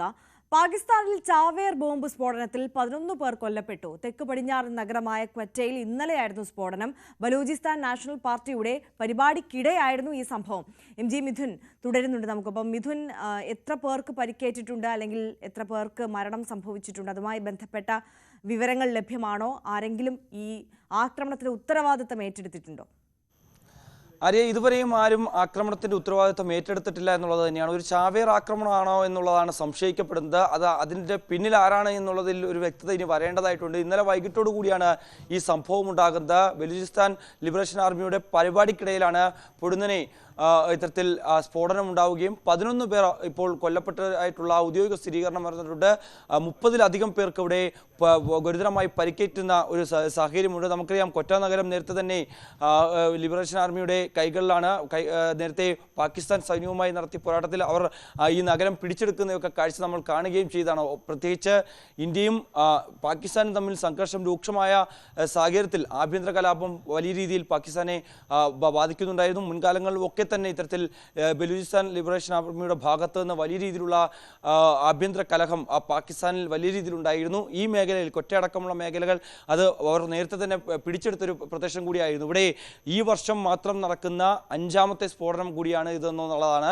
ഇതിനു മുമ്പ് നടന്ന സ്ഫോടനങ്ങളിൽ നിരവധി പേർ കൊല്ലപ്പെട്ടിട്ടുണ്ടായിരുന്നു. കഴിഞ്ഞ വർഷവും സമാനമായ രീതിയിലുള്ള സ്ഫോടന പരമ്പരകൾ ഉണ്ടായിരുന്നു. അതിൽ ഏറ്റവും കൂടുതൽ പേർ മരണപ്പെട്ട സ്ഫോടനം 2024 ജൂലൈയിലായിരുന്നു റിപ്പോർട്ട് ചെയ്യപ്പെട്ടത്. അതിൽ 150-ലധികം പേർക്ക് ജീവഹാനി സംഭവിക്കുന്ന തരത്തിലേക്ക് അത്രത്തോളം പേർ കൊല്ലപ്പെടുന്ന സാഹചര്യത്തിലേക്ക് കാര്യങ്ങൾ പോവുകയും ചെയ്യുന്നു. എന്തായാലും ഇന്നലെ ഉണ്ടായിരുന്ന ഈ നേരത്തെ മുൻകൂട്ടി നിശ്ചയിച്ച പ്രകാരമുള്ള പരിപാടിയായിരുന്നു. കനത്ത സുരക്ഷാ വലയത്തിൽ തന്നെയായിരുന്നു ഈ പരിപാടികളൊക്കെ നടക്കുകയും ചെയ്തത്. ഈ സമയത്താണ് പൊടുന്നനെ അവിടെ ഉണ്ടായിരുന്ന ഒരു കാറാണ് പൊട്ടിത്തെറിക്കുകയും ചെയ്തത്. അതിൽ ഏതെങ്കിലും തരത്തിൽ ഒരു ചാവേർ ആക്രമണമാണോ ഉണ്ടായത് എന്നുള്ള കാര്യം സേനാ വിഭാഗങ്ങൾ അന്വേഷിക്കുന്നുണ്ട്. ഒപ്പം തന്നെ ഇക്കാര്യത്തിൽ മറ്റേതെങ്കിലും തരത്തിലുള്ള തീവ്രവാദ സംഘടനകളാണോ ഇതിന് പിന്നിൽ നിന്നുള്ള കാര്യവും സംശയിക്കുന്നുണ്ട്. അത് കേന്ദ്രീകരിച്ചുള്ള അന്വേഷണമൊക്കെ നടക്കുന്നുണ്ട്. എന്തായാലും നിലവിൽ 11 പേർ കൊല്ലപ്പെട്ടിട്ടുണ്ട്. ആരാണ് ഇതിന് പിന്നിൽ നിന്നുള്ള കാര്യത്തിൽ വ്യക്തത വന്നിട്ടില്ല. ആരും ഇത് ഏറ്റെടുത്തുകൊണ്ട് രംഗത്ത് വരുന്ന സാഹചര്യവും ഉണ്ടായിട്ടില്ല. MG മിഥുനാണ് വിശദാംശങ്ങൾ പങ്കുവച്ചത്. മറ്റൊരു വാർത്ത വരുന്നത് സുഡാനിൽ നിന്നാണ്. പ്രകൃതി ദുരന്തത്തിന്റെ ഒരു വാർത്ത തന്നെയാണ് നമുക്ക് മുന്നിലുള്ളത്. സുഡാനിൽ ഉരുൾപൊട്ടലിൽ 1000-ലധികം പേർ മരിച്ചു. വടക്കൻ സുഡാനിലെ ദർഫർ മേഖലയിലെ ഒരു ഗ്രാമം പൂർണ്ണമായി ഒഴുകിപ്പോയി. രക്ഷാപ്രവർത്തനം നടത്താൻ കഴിയാത്ത വിധം ഒറ്റപ്പെട്ടിരിക്കുകയാണ് ഈ ഗ്രാമം. മിഥുൻ തുടരുന്നുണ്ട്. മിഥുൻ, എന്താണ് സാഹചര്യം? ഈ ദർഫർ മേഖലയിൽ നിരവധി ഗ്രാമങ്ങളുണ്ട്. ഒറ്റപ്പെട്ട ഗ്രാമങ്ങളാണ് പലയിടത്തുമായിട്ടുള്ളത്. അതായത് ഈ ഒരു നമ്മൾ ഈ ദൃശ്യങ്ങളിൽ കാണുന്ന പോലെ തന്നെ മലയോര പ്രദേശം പോലെ അല്ലെങ്കിൽ അത്തരത്തിൽ വനത്തിനോട് ചേർന്ന് നിൽക്കുന്ന പ്രദേശങ്ങളൊക്കെയാണ്. അവിടെ ഒറ്റപ്പെട്ട ഇടങ്ങളിലായി നിരവധി പേർ 1000-അധികം പേർ വസിക്കുന്ന പല ഗ്രാമങ്ങളുമുണ്ട്. അതിൽ ഈ ദർഫാർ മേഖലയിലെ തർസീൻ ഗ്രാമത്തിലാണ് ഇത്തരത്തിൽ വലിയ നാശം സംഭവിച്ചിരിക്കുന്നത്. അതായത് അപ്പാടെ ഈ ഒരു മണ്ണിടിച്ചിൽ ആ ഒരു ഗ്രാമം പൂർണ്ണമായും ഒലിച്ചു പോവുകയും ചെയ്തു. അതായത് 1000-ലധികം പേർക്ക് ഇതുവരെയും മരണം സ്ഥിരീകരിക്കുകയും ചെയ്തിട്ടുണ്ട്. അതിൽ ഒരാൾ മാത്രമാണ് അവിടെ രക്ഷപ്പെട്ടത് എന്നുള്ളത് തന്നെയാണ്. ഇത്രയും അധികം ആളുകളെ കവർന്നെത്തതിൽ അതിൽ ഒരാൾ മാത്രം രക്ഷപ്പെട്ടു എന്നുള്ളതാണ് നമുക്ക് ലഭ്യമാകുന്ന വിവരം. എന്തായാലും സുഡാൻ ലിബറേഷൻ ആർമിയാണ് ഇക്കാര്യത്തിൽ സംബന്ധിച്ച ഈ ഒരു ഔദ്യോഗിക സ്ഥിരീകരണം നടത്തിയിരിക്കുന്നത്. പക്ഷേ എത്രത്തോളം പേർ മരിച്ചു, എത്രത്തോളം പേർക്ക് ജീവഹാനി സംഭവിച്ചു, എത്രത്തോളം പേർക്ക് പരിക്കേറ്റിട്ടുണ്ട് എന്നുള്ളതടക്കമുള്ള വ്യക്തമായ ചിത്രം ലഭ്യമായിട്ടില്ല. ഇതേ രീതിയിലുള്ള സമാനമായുള്ള മണ്ണിടിച്ചിൽ മറ്റു പ്രദേശങ്ങളിലും ഉണ്ടായിട്ടുണ്ട്. ഈ ദർഫർ മേഖലയിലെ പല ഗ്രാമങ്ങളിലും ഉണ്ടായിട്ടുണ്ട്. പക്ഷേ അവിടേക്ക് ഇതുവരെയും സേനാ വിഭാഗത്തിനോ അല്ലെങ്കിൽ മറ്റ് സന്നദ്ധ പ്രവർത്തകർക്കോ ഒന്നും തന്നെ എത്താൻ സാധിച്ചിട്ടില്ല എന്നുള്ളതാണ്. നിലവിൽ ഹെലികോപ്റ്റർ മാർഗമുള്ള രക്ഷാപ്രവർത്തനം ഒക്കെ തുടരുന്നുണ്ട്. കാരണം നമുക്കറിയാം അവിടെ ആഭ്യന്തര കലാപം പുറപ്പെട്ടതിനെ തുടർന്ന് വലിയ രൂക്ഷമായ രീതിയിൽ പ്രതിസന്ധി നേരിടുന്ന ജനതയായിരുന്നു. അവിടെ നിന്ന് സുഡാനിലെ പല മേഖലകളിലേക്ക്, ഈ പ്രത്യേകിച്ച് ദർഫാർ മേഖലയിലേക്കൊക്കെ പലായനം ചെയ്തു വന്ന ആളുകളാണിവർ. രക്ഷ നേടി അല്ലെങ്കിൽ ആഭ്യന്തര കലാപത്തിനിടെ നിരവധി പേർ കൊല്ലപ്പെടുന്ന സ്ഥിതിവിശേഷം ഉണ്ടായിരുന്നു. അതുകൊണ്ട് തന്നെ അതിനൊക്കെ ജീവൻ കൈപ്പിടിച്ച് നെട്ടോട്ടമോടി ഈ ഗ്രാമങ്ങളിലേക്ക് അധിവസിക്കുന്നതിന് വേണ്ടി പലായനം ചെയ്തെത്തിയ ജനങ്ങളാണ് ഇപ്പോൾ കൂട്ടത്തോടെ മരണപ്പെട്ടിരിക്കുന്നത് എന്നുള്ളത് തന്നെയാണ്. അത്രത്തോളം ദാരുണമായ, ഏറ്റവും ദുഃഖകരമായിട്ടുള്ളൊരു വാർത്ത കൂടി സുഡാനിൽ നിന്ന് പുലർച്ചെ വരുന്നുണ്ട് എന്നുള്ളത് തന്നെയാണ്. എന്തായാലും രക്ഷാപ്രവർത്തനം ഇപ്പോൾ പുരോഗമിക്കുകയാണ്. ഒറ്റപ്പെട്ട ഇടങ്ങളിലേക്ക് ഇതുവരെയും എത്താൻ സാധിച്ചിട്ടില്ല. ഒറ്റപ്പെട്ട മലയോര മേഖല പ്രദേശമായതുകൊണ്ട് തന്നെയാണ് ഇത്തരത്തിൽ വലിയ വെല്ലുവിളി ഈ രക്ഷാപ്രവർത്തനത്തിനായി ഉണ്ടായത് എന്നുള്ളതാണ് നമുക്കറിയാൻ സാധിക്കുന്നത്. എന്തായാലും അന്താരാഷ്ട്ര സമൂഹത്തിൻ്റെ സഹായം സുഡാൻ തേടിയിട്ടുണ്ട്. സുഡാൻ ലിബറേഷൻ ആർമി ഇത് സംബന്ധിച്ചുള്ള ഔദ്യോഗിക വാർത്താക്കുറിപ്പിൽ അത് വ്യക്തമാക്കുകയും ചെയ്യുന്നുണ്ട്. ഒപ്പം തന്നെ നമുക്കറിയാം പട്ടിണി മരണം മൂലം നിരവധി പേർ അവിടെ കഴിഞ്ഞ ദിവസങ്ങളിലൊക്കെ കൊല്ലപ്പെടുന്ന ഒരു സാഹചര്യം ഉണ്ടായിരുന്നു, മരണപ്പെടുന്ന ഒരു സാഹചര്യം ഉണ്ടായിരുന്നു. അതിന് പിന്നാലെയാണ് പ്രകൃതി ദുരന്തം കൂടി അവർക്കെതിരെ ഒരു വില്ലനായി രംഗത്ത് വരുന്ന ഒരു സാഹചര്യം ഉണ്ടായത്. അങ്ങനെ 1000-ലധികം പേർ ഒരു ഗ്രാമത്തിലെ പൂർണ്ണമായും തുടച്ചു നീക്കിക്കൊണ്ട് പോകുന്ന സ്ഥിതിവിശേഷം. മറ്റ് ഗ്രാമങ്ങളിലെ ആളുകൾക്ക് എന്ത് സംഭവിച്ചിട്ടുണ്ട്, അല്ലെങ്കിൽ അവർക്ക് അവർ സുരക്ഷിതമാണോ എന്നടക്കം പോലും അറിയാൻ കഴിയാത്ത ഒരു സ്ഥിതിവിശേഷമാണ് നിലവിൽ സുഡാനിൽ നിന്ന് ലഭ്യമാകുന്നത്. ആര്യ, യെസ്, MG മിഥുനാണ് വിശദാംശങ്ങളുമായി നമുക്കൊപ്പം ചേർന്നത്. മറ്റൊരു വാർത്തയിലേക്ക് കടന്നാൽ തെലങ്കാനയിൽ BRS പാർട്ടിക്കുള്ളിൽ ആഭ്യന്തര സംഘർഷം രൂക്ഷമാകുന്നു. കെ ചന്ദ്രശേഖർ റാവുവിന്റെ മകൾ കെ കവിതയെ BRSൽ നിന്ന് പാർട്ടി വിരുദ്ധ പ്രവർത്തനങ്ങൾ ആരോപിച്ച് ഇന്നലെ പുറത്താക്കിയിരുന്നു. BRS നേതാക്കളുമായി T ഹരീഷ് റാവുവും J സന്തോഷ് കുമാറും എന്നിവർക്ക് എതിരെ കെ കവിത ഉന്നയിച്ച ആരോപണങ്ങളാണ് പാർട്ടിയിൽ ആഭ്യന്തര പ്രതിസന്ധി രൂക്ഷമാക്കിയത്. ER രാഗേഷ് കൂടുതൽ വിവരങ്ങളുമായി നമുക്കൊപ്പം ചേരുകയാണ്. ER, good morning. എന്താണ് BRSനുള്ളിൽ നടക്കുന്നത്? Arya, good morning. കാരണം കഴിഞ്ഞ കുറേ നാളുകളായി തുടരുന്ന തർക്കത്തിൻ്റെ ഒരു പരിസമാപ്തിയാണ് ഇപ്പോൾ കെ കവിതയുടെ സസ്പെൻഷനോടുകൂടി സംഭവിച്ചിരിക്കുന്നത്. കാരണം ഇപ്പോൾ ഉണ്ടായിരിക്കുന്ന പെട്ടെന്നുള്ള അല്ലെങ്കിൽ കടുത്ത നടപടിയിലേക്ക് പോകാൻ പാർട്ടി അധ്യക്ഷനും മുൻ മുഖ്യമന്ത്രിയുമായ കെ ചന്ദ്രശേഖർ റാവുവിനെ പ്രേരിപ്പിച്ച പ്രധാനപ്പെട്ട ഘടകം ഹരീഷ് റാവു ചന്ദ്രശേഖർ റാവുവിൻ്റെ അടുത്ത ബന്ധുവാണ്. ഹരീഷ് റാവുവിനും ഒപ്പം തന്നെ മറ്റൊരു ബന്ധുവായ രാജ്യസഭാംഗം കൂടിയായ സന്തോഷ് കുമാറിനെതിരെയും നടത്തിയ ഗുരുതരമായ ആരോപണങ്ങളാണ്. കാരണം 2014 തെലങ്കാന രൂപീകരിക്കുന്നത്. അതിന് തൊട്ടു പിന്നാലെ നടന്ന നിയമസഭാ തെരഞ്ഞെടുപ്പുകളിൽ 2 നിയമസഭാ തെരഞ്ഞെടുപ്പുകളിലും വിജയിച്ചത് BRS ആണ്. അന്ന് TRS എന്നായിരുന്നു ഈ പാർട്ടിയുടെ പേര്. വലിയ വിജയം പാർട്ടി സംസ്ഥാനത്തുണ്ടാക്കി. അതിനുശേഷം സംസ്ഥാനത്തിൻ്റെ അല്ലെങ്കിൽ സർക്കാരിൻ്റെ ഏറ്റവും വലിയ BRSൻ്റെ അടക്കം ഏറ്റവും വലിയ നേട്ടമായി സർക്കാർ എടുത്തു പറഞ്ഞിരുന്നത് കലേശ്വരം പദ്ധതിയായിരുന്നു. മഹാരാഷ്ട്ര അതിർത്തിയോട് ചേർന്ന് ഭൂപാൽപള്ളി ജില്ലയിലാണ് ഈ ലിഫ്റ്റ് ഇറിഗേഷൻ പദ്ധതി നടപ്പാക്കിയിരുന്നത്. എന്നാൽ ഈ പദ്ധതിയിൽ വലിയ ക്രമക്കേടുണ്ട്, അഴിമതി ഉണ്ടെന്ന ആരോപണം കഴിഞ്ഞ കുറേ നാളുകളായി തെലങ്കാന രാഷ്ട്രീയത്തെ പിടിച്ചുകുലുക്കിയിരുന്നു. പ്രത്യേകിച്ച് അതിൻ്റെ 3 ബാരേജുകൾക്ക് നികത്താൻ പറ്റാത്ത കേടുപാടുകൾ ഉണ്ട് എന്നാണ് പിന്നീട് അന്വേഷണ സമിതി കണ്ടെത്തിയിരുന്നത്. ഈ സംഭവത്തിൽ CBI അന്വേഷണം പ്രഖ്യാപിച്ചത് കഴിഞ്ഞ ദിവസമാണ്.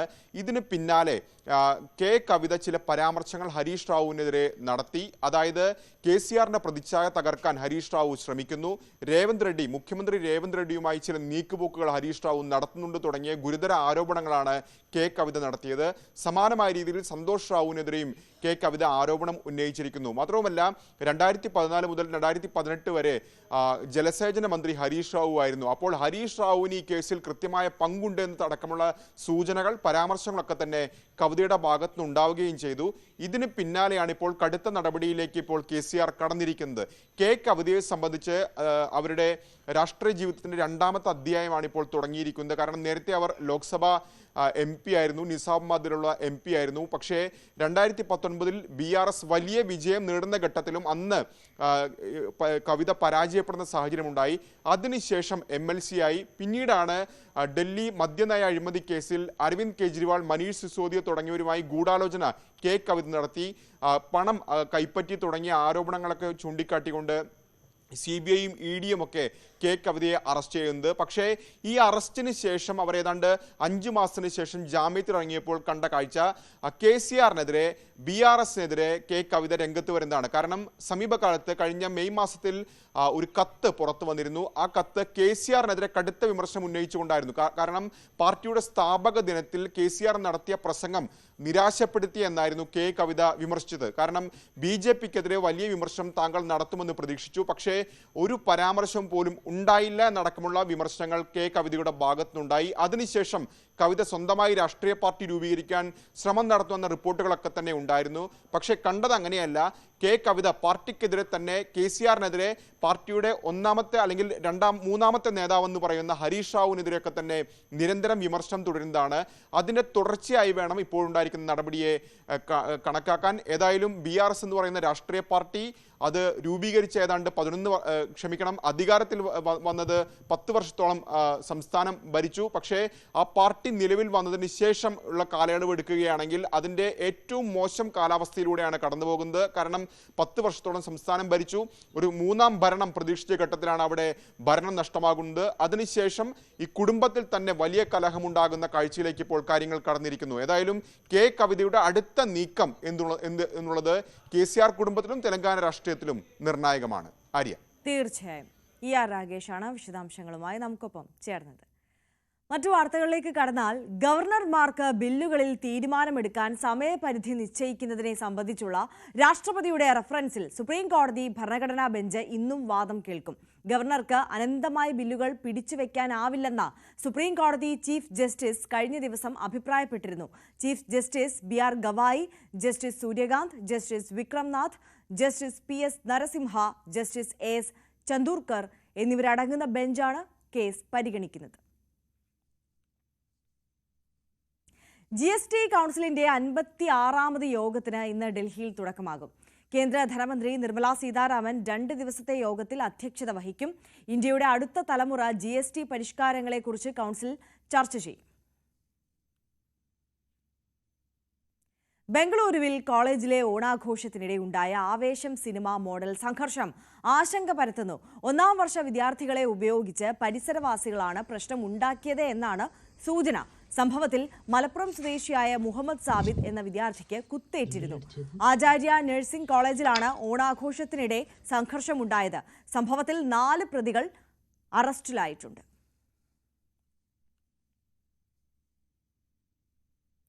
രാഹുൽ മാങ്കൂട്ടത്തിനെതിരായ ആരോപണങ്ങളിൽ പരാതിക്കാരുടെ മൊഴിയെടുക്കൽ ഇന്നും തുടരും. 3 പേർ മൊഴി രേഖപ്പെടുത്താൻ ഇന്ന് ക്രൈംബ്രാഞ്ച് ആസ്ഥാനത്തെത്തുമെന്നാണ് വിവരം.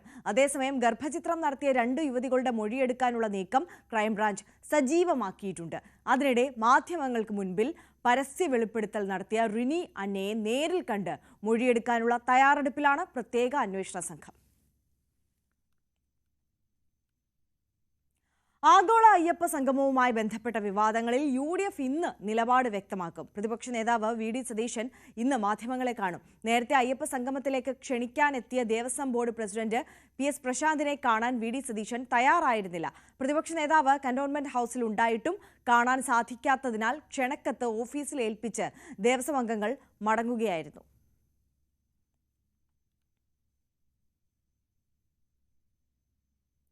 കൈക്കൂലി വാങ്ങുന്നതിനിടയിൽ മരട് SI ഗോപകുമാർ വിജിലൻസിന്റെ പിടിയിൽ. 10,000 രൂപ കൈക്കൂലി വാങ്ങുന്നതിനിടെയാണ് പിടിയിലായത്. വാഹന അപകടവുമായി ബന്ധപ്പെട്ട് കേസിലെ പരാതിക്കാരനിൽ നിന്നാണ് കൈക്കൂലി വാങ്ങിയത്. വിജിലൻസിന്റെ എറണാകുളം യൂണിറ്റ് ഗോപകുമാറിനെ സ്റ്റേഷനിൽ നിന്ന് പിടികൂടുകയായിരുന്നു.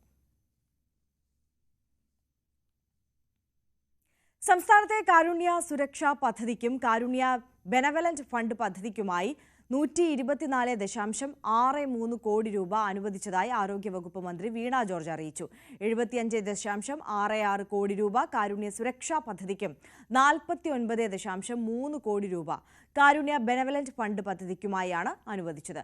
കാരുണ്യ സുരക്ഷാ പദ്ധതിയുടെ നടത്തിപ്പ് ചുമതലയുള്ള സ്റ്റേറ്റ് ഹെൽത്ത് ഏജൻസിയിലൂടെ ഈ തുക സൗജന്യ ചികിത്സ നൽകിയ ആശുപത്രികൾക്ക് വിതരണം ചെയ്തു. സ്റ്റേറ്റ് ഹെൽത്ത് ഏജൻസിയിലൂടെ നടപ്പിലാക്കി വരുന്ന കാരുണ്യ ബെനവലന്റ് ഫണ്ട് പദ്ധതിക്കായി ലോട്ടറി വകുപ്പ് മുഖേനയാണ് തുക അനുവദിച്ചത്. ഈ തുക പദ്ധതിയിൽ ഉൾപ്പെട്ടിട്ടുള്ള ആശുപത്രികൾക്ക് നൽകിയതായും മന്ത്രി പറഞ്ഞു.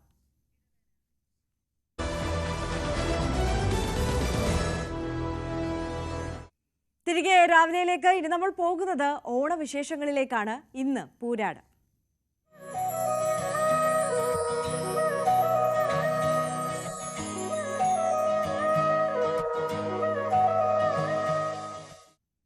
ഓണത്തിന് ഈ മലയാളികളുള്ള ഇടമെല്ലാം കളർഫുൾ ആയിരിക്കുമെങ്കിലും നമ്മുടെ തലസ്ഥാന ജില്ല തിരുവനന്തപുരം കുറച്ച് കൂടുതൽ കളർഫുൾ ആയിരിക്കും. മറ്റൊന്നുമല്ല, നമ്മുടെ സംസ്ഥാന സർക്കാരിൻ്റെ ഈ വാരാഘോഷം നടക്കുന്നത് തിരുവനന്തപുരത്തായതിനാൽ തന്നെ ഈ രാവുന്നോ പകലെന്നോ ഇല്ലാതെ ഇവിടെ പിന്നെ 7 ദിവസം ആഘോഷങ്ങളുടെ ഒരു നീണ്ട നിര തന്നെയായിരിക്കും. അപ്പോൾ ഇത്തവണത്തെ സംസ്ഥാന സർക്കാരിൻ്റെ ഓണം വാരാഘോഷത്തിന് ഇന്ന് തുടക്കമാവുകയാണ്. നിശാഗന്ധി ഓഡിറ്റോറിയത്തിൽ മുഖ്യമന്ത്രി പിണറായി വിജയൻ വാരാഘോഷം ഉദ്ഘാടനം ചെയ്യും. സംവിധായകനും നടനുമായ ബേസിൽ ജോസഫ്, തമിഴ് നടൻ ജയം രവി എന്നിവരാണ് മുഖ്യ അതിഥികളാകുന്നത്. 9-ാം തീയതിയാണ് വാരാഘോഷത്തിന് സമാപനം കുറിച്ചുള്ള ഘോഷയാത്ര. ഗവർണർ രാജേന്ദ്ര വിശ്വനാഥ് ഹാർലേക്കർ ഘോഷയാത്ര ഫ്ളാഗ് ഓഫ് ചെയ്യും. ഇന്നലെ മന്ത്രിമാരായ വി ശിവൻകുട്ടിയും മുഹമ്മദ് റിയാസും രാജ്ഭവനിലെത്തിയാണ് ഗവർണറെ ക്ഷണിച്ചത്. സർക്കാരിന്റെ ഓണക്കോടിയും മന്ത്രിമാർ ഗവർണർക്ക് കൈമാറിയിരുന്നു. ഓണത്തിനിടയിൽ എന്ത് രാഷ്ട്രീയം അല്ലേ? കായംകുളത്ത് യൂത്ത് കോൺഗ്രസ് സംഘടിപ്പിച്ച ഓണാഘോഷ പരിപാടിയിൽ അതിഥിയായി എത്തിയത് പ്രതിഭ MLA ആണ്.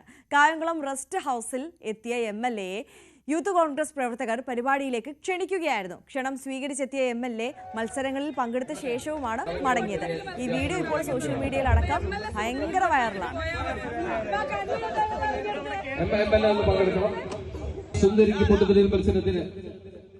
ആവേശം പകർന്നുകൊണ്ട് കായംകുളത്തിന്റെ പ്രിയങ്കരിയായ MLA പ്രിയപ്പെട്ട അഡ്വക്കേറ്റ് പ്രതിഭ ഈ സുന്ദരിക്ക് പൊട്ടുതവൽ മത്സരത്തിന്റെ ഭാഗമാവുകയാണ്. നന്നായിട്ട് കൈയടിക്കും പ്രിയപ്പെട്ട.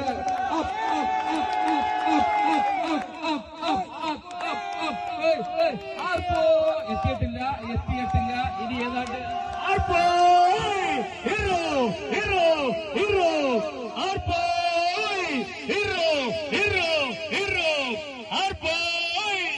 ഏതാണ്ട് അടുത്തെത്തിയിട്ടുണ്ട്. ചൂട് കൊടുംചൂട് ഏതാണ്ട് സുന്ദരിക്ക് അടുത്തെത്തിയിട്ടുണ്ട്.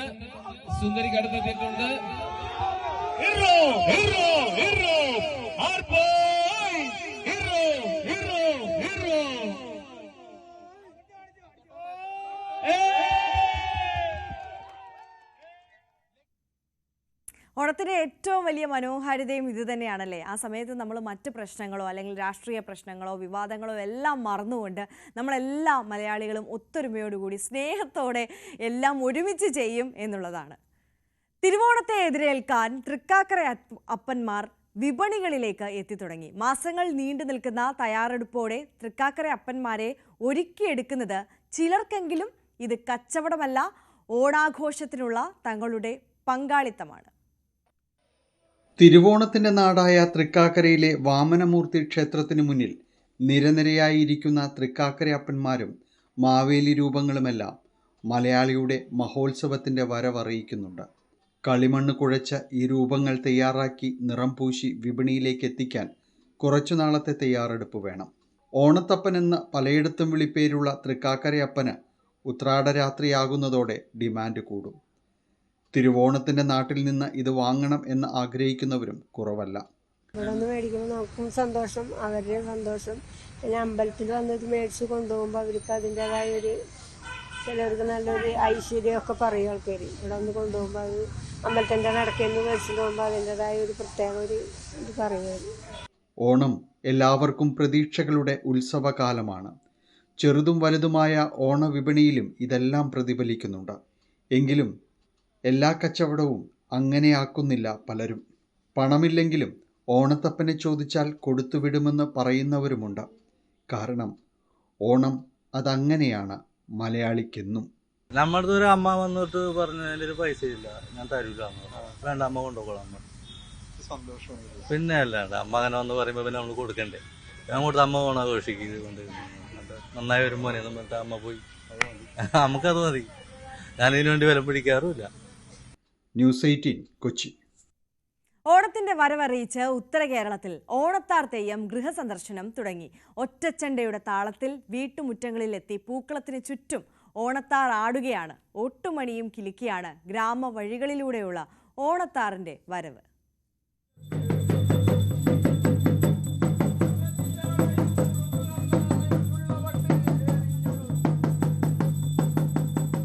ഉത്തര കേരളത്തിൽ ഓണത്തിന് മാത്രം കെട്ടിയാടുന്ന തെയ്യമാണ് ഓണത്താർ.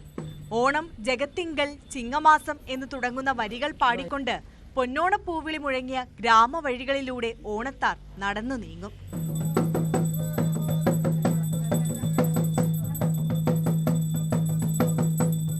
ചിങ്ങമാസത്തിൽ അണിഞ്ഞൊരുങ്ങിയ പ്രകൃതിയെയും വിഷ്ണു ഭഗവാനെയും സ്തുതിക്കുന്ന തോറ്റം പാട്ടിനൊത്ത് ഒറ്റച്ചെണ്ടയുടെ താളത്തിലാണ് ഓണത്താർ വീട്ടുമുറ്റങ്ങളിൽ ചുവടുവെക്കുന്നത്.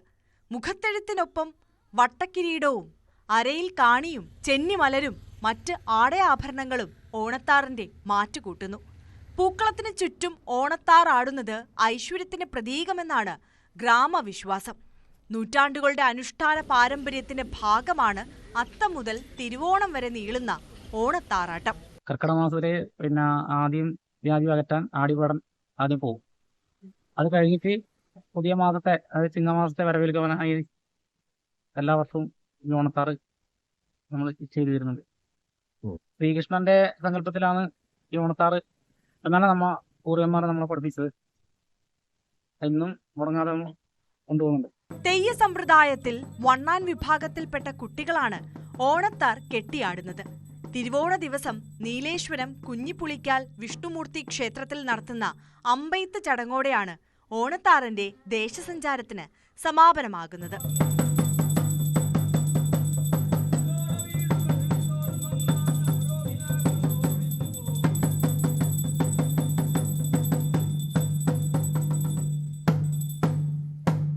ന്യൂസ് 18 കാസർഗോഡ്. പതിവ് തെറ്റിക്കാതെ ഇത്തവണയും തന്റെ ഓണപ്പാട്ട് പുറത്തിറക്കിയിരിക്കുകയാണ് സംഗീത അധ്യാപിക ദീപ്തി രാജേഷ്. നിറവോണപ്പൂവ് എന്ന ഗാനം സമൂഹ മാധ്യമങ്ങളിലും ഇപ്പോൾ ട്രെൻഡിംഗ് ആണ്.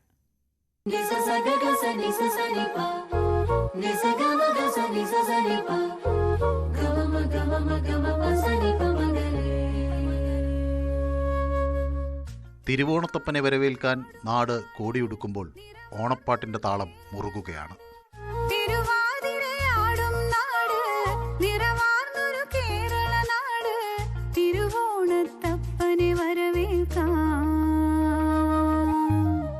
സംഗീത അധ്യാപിക ദീപ്തി രാജേഷിന്റെ ഗാനം മലയാളിക്ക് ഉണർവാവുകയാണ്.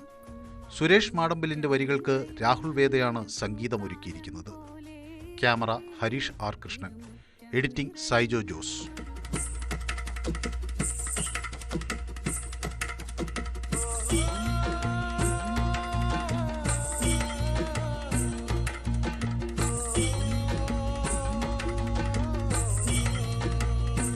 തിരുവോണം വരമായി നിറമായി തെളിയുമ്പോൾ എതിരേൽക്കുന്ന മലയാളിയുടെ മനസ്സിൽ ഈണം പകരുന്നു ഗാനം.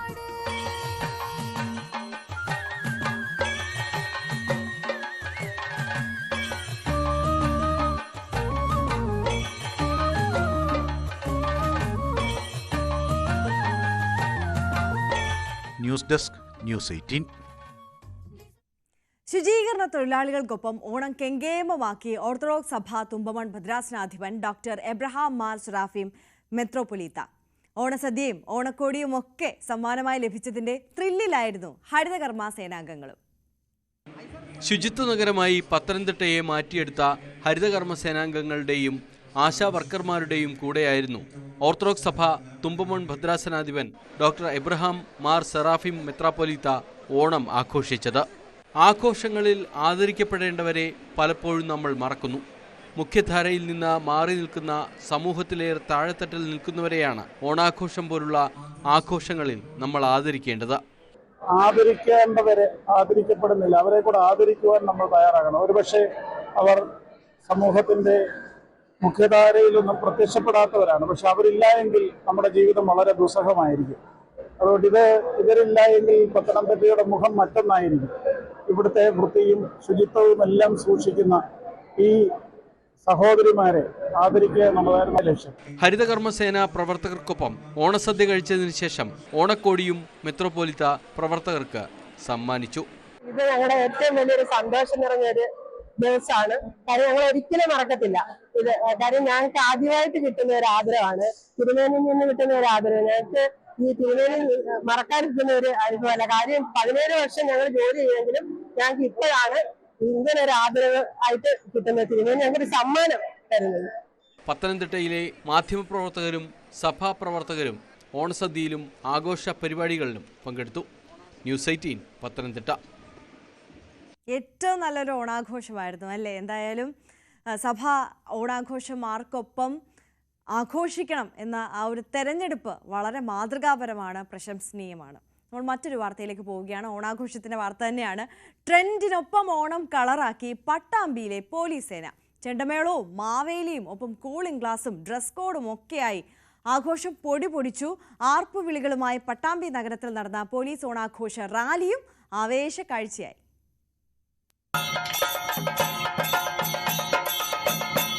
മുറ്റത്ത് വിളക്കും മാതേവരുമായി പൂക്കളം, ചുറ്റും കൂളിംഗ് ഗ്ലാസും ഡ്രസ് കോഡും അണിഞ്ഞ് ഒരു പറ്റം ആളുകൾ.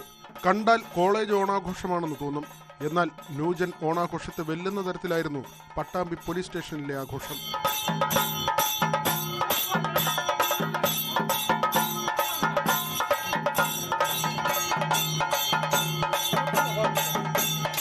ചെണ്ടമേളത്തിനും മാവേലിക്കുമൊപ്പം കാക്കിക്ക് പകരം കറുപ്പും വെളുപ്പും ഡ്രസ് കോഡും അണിഞ്ഞെത്തിയുള്ള പോലീസ് ഉദ്യോഗസ്ഥരുടെ കാഴ്ച ആവേശക്കാഴ്ചയായി മാറി.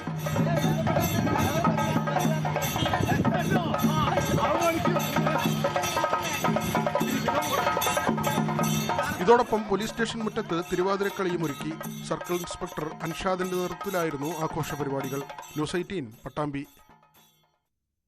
അങ്ങനെ നാടെങ്ങും ഓണാഘോഷമാണ്. ഈ സ്കൂളുകളിലെയും കോളേജുകളിലെയും ഓഫീസുകളിലെയും എല്ലാ ഓണാഘോഷം നമ്മൾ കണ്ടു അല്ലേ? ഈ സ്ഥിരം യാത്ര ചെയ്യുന്ന ട്രെയിനിലും ഓണം പൊടി പൊടിച്ചിരിക്കുകയാണ് ട്രെയിനിലെ യാത്രക്കാർ. നമുക്ക് കണ്ടിട്ട് വരാം.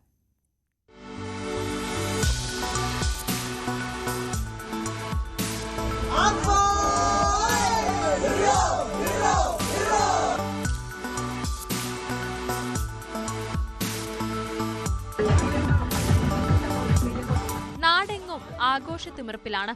ഓണം കളറാക്കുകയാണ് മലയാളികൾ. സ്കൂളും കോളേജും ഓഫീസുകളിലുമെല്ലാം ആഘോഷം പൊടിപൊടിക്കുകയാണ്. സ്ഥിരം യാത്ര ചെയ്യുന്ന ട്രെയിനിലും ബസ്സിലുമൊക്കെ ഇത്തരത്തിലുള്ള ആഘോഷങ്ങളും പതിവാണ്. പാലക്കാട് കോയമ്പത്തൂർ മെമുവിലെ ഓണാഘോഷ കാഴ്ചയാണിത്.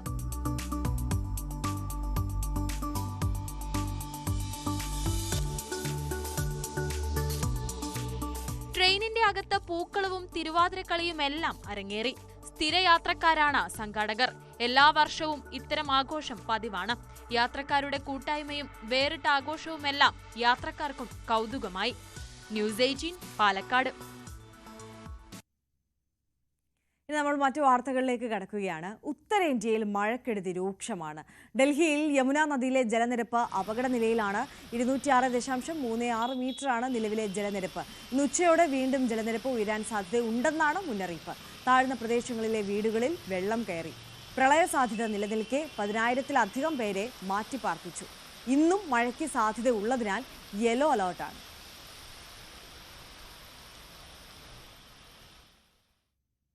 അമേരിക്കയ്ക്കെതിരെ പരോക്ഷ വിമർശനവുമായി ചൈന. ലോകത്തെ ഒരു ശക്തിക്കും ചൈനയെ തടയാനാവില്ലെന്ന് പ്രസിഡന്റ് ഷീ ജിൻപിങ് വ്യക്തമാക്കി.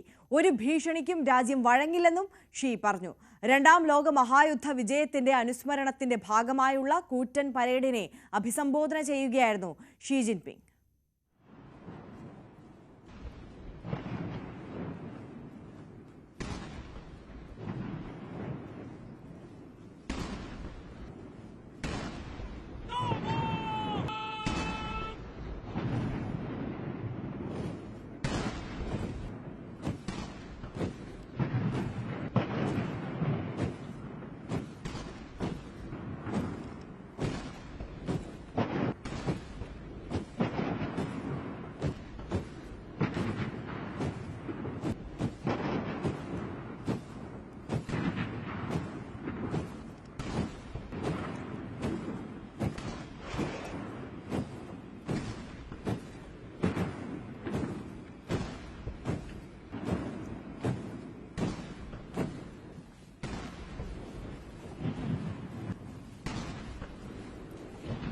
中国人民抗日战争及世界反法西斯战争。രഞ്ജിത്ത് രാമചന്ദ്രൻ കൂടുതൽ വിവരങ്ങളുമായി നമുക്കൊപ്പം ചേരുകയാണ്. രഞ്ജിത്ത്, ട്രംപിന്റെ വിമർശനങ്ങൾക്കും നീക്കങ്ങൾക്കുമുള്ള മറുപടി അല്ലേ? തീർച്ചയായും ലോകം ഉറ്റുനോക്കിയ ഒരു കൂറ്റൻ സൈനിക പരേഡാണ് ഇന്ന് ചൈനയിൽ നടന്നത് എന്നുള്ളതാണ് ഏറ്റവും പ്രധാനപ്പെട്ട ഒന്ന്. കഴിഞ്ഞ 10 വർഷത്തിനിടയിൽ ചൈനയിൽ സംഭവിക്കുന്ന അല്ലെങ്കിൽ ചൈന നടത്തുന്ന ഏറ്റവും വലിയ ഒരു പരേഡായി അത് മാറുകയും ചെയ്തു.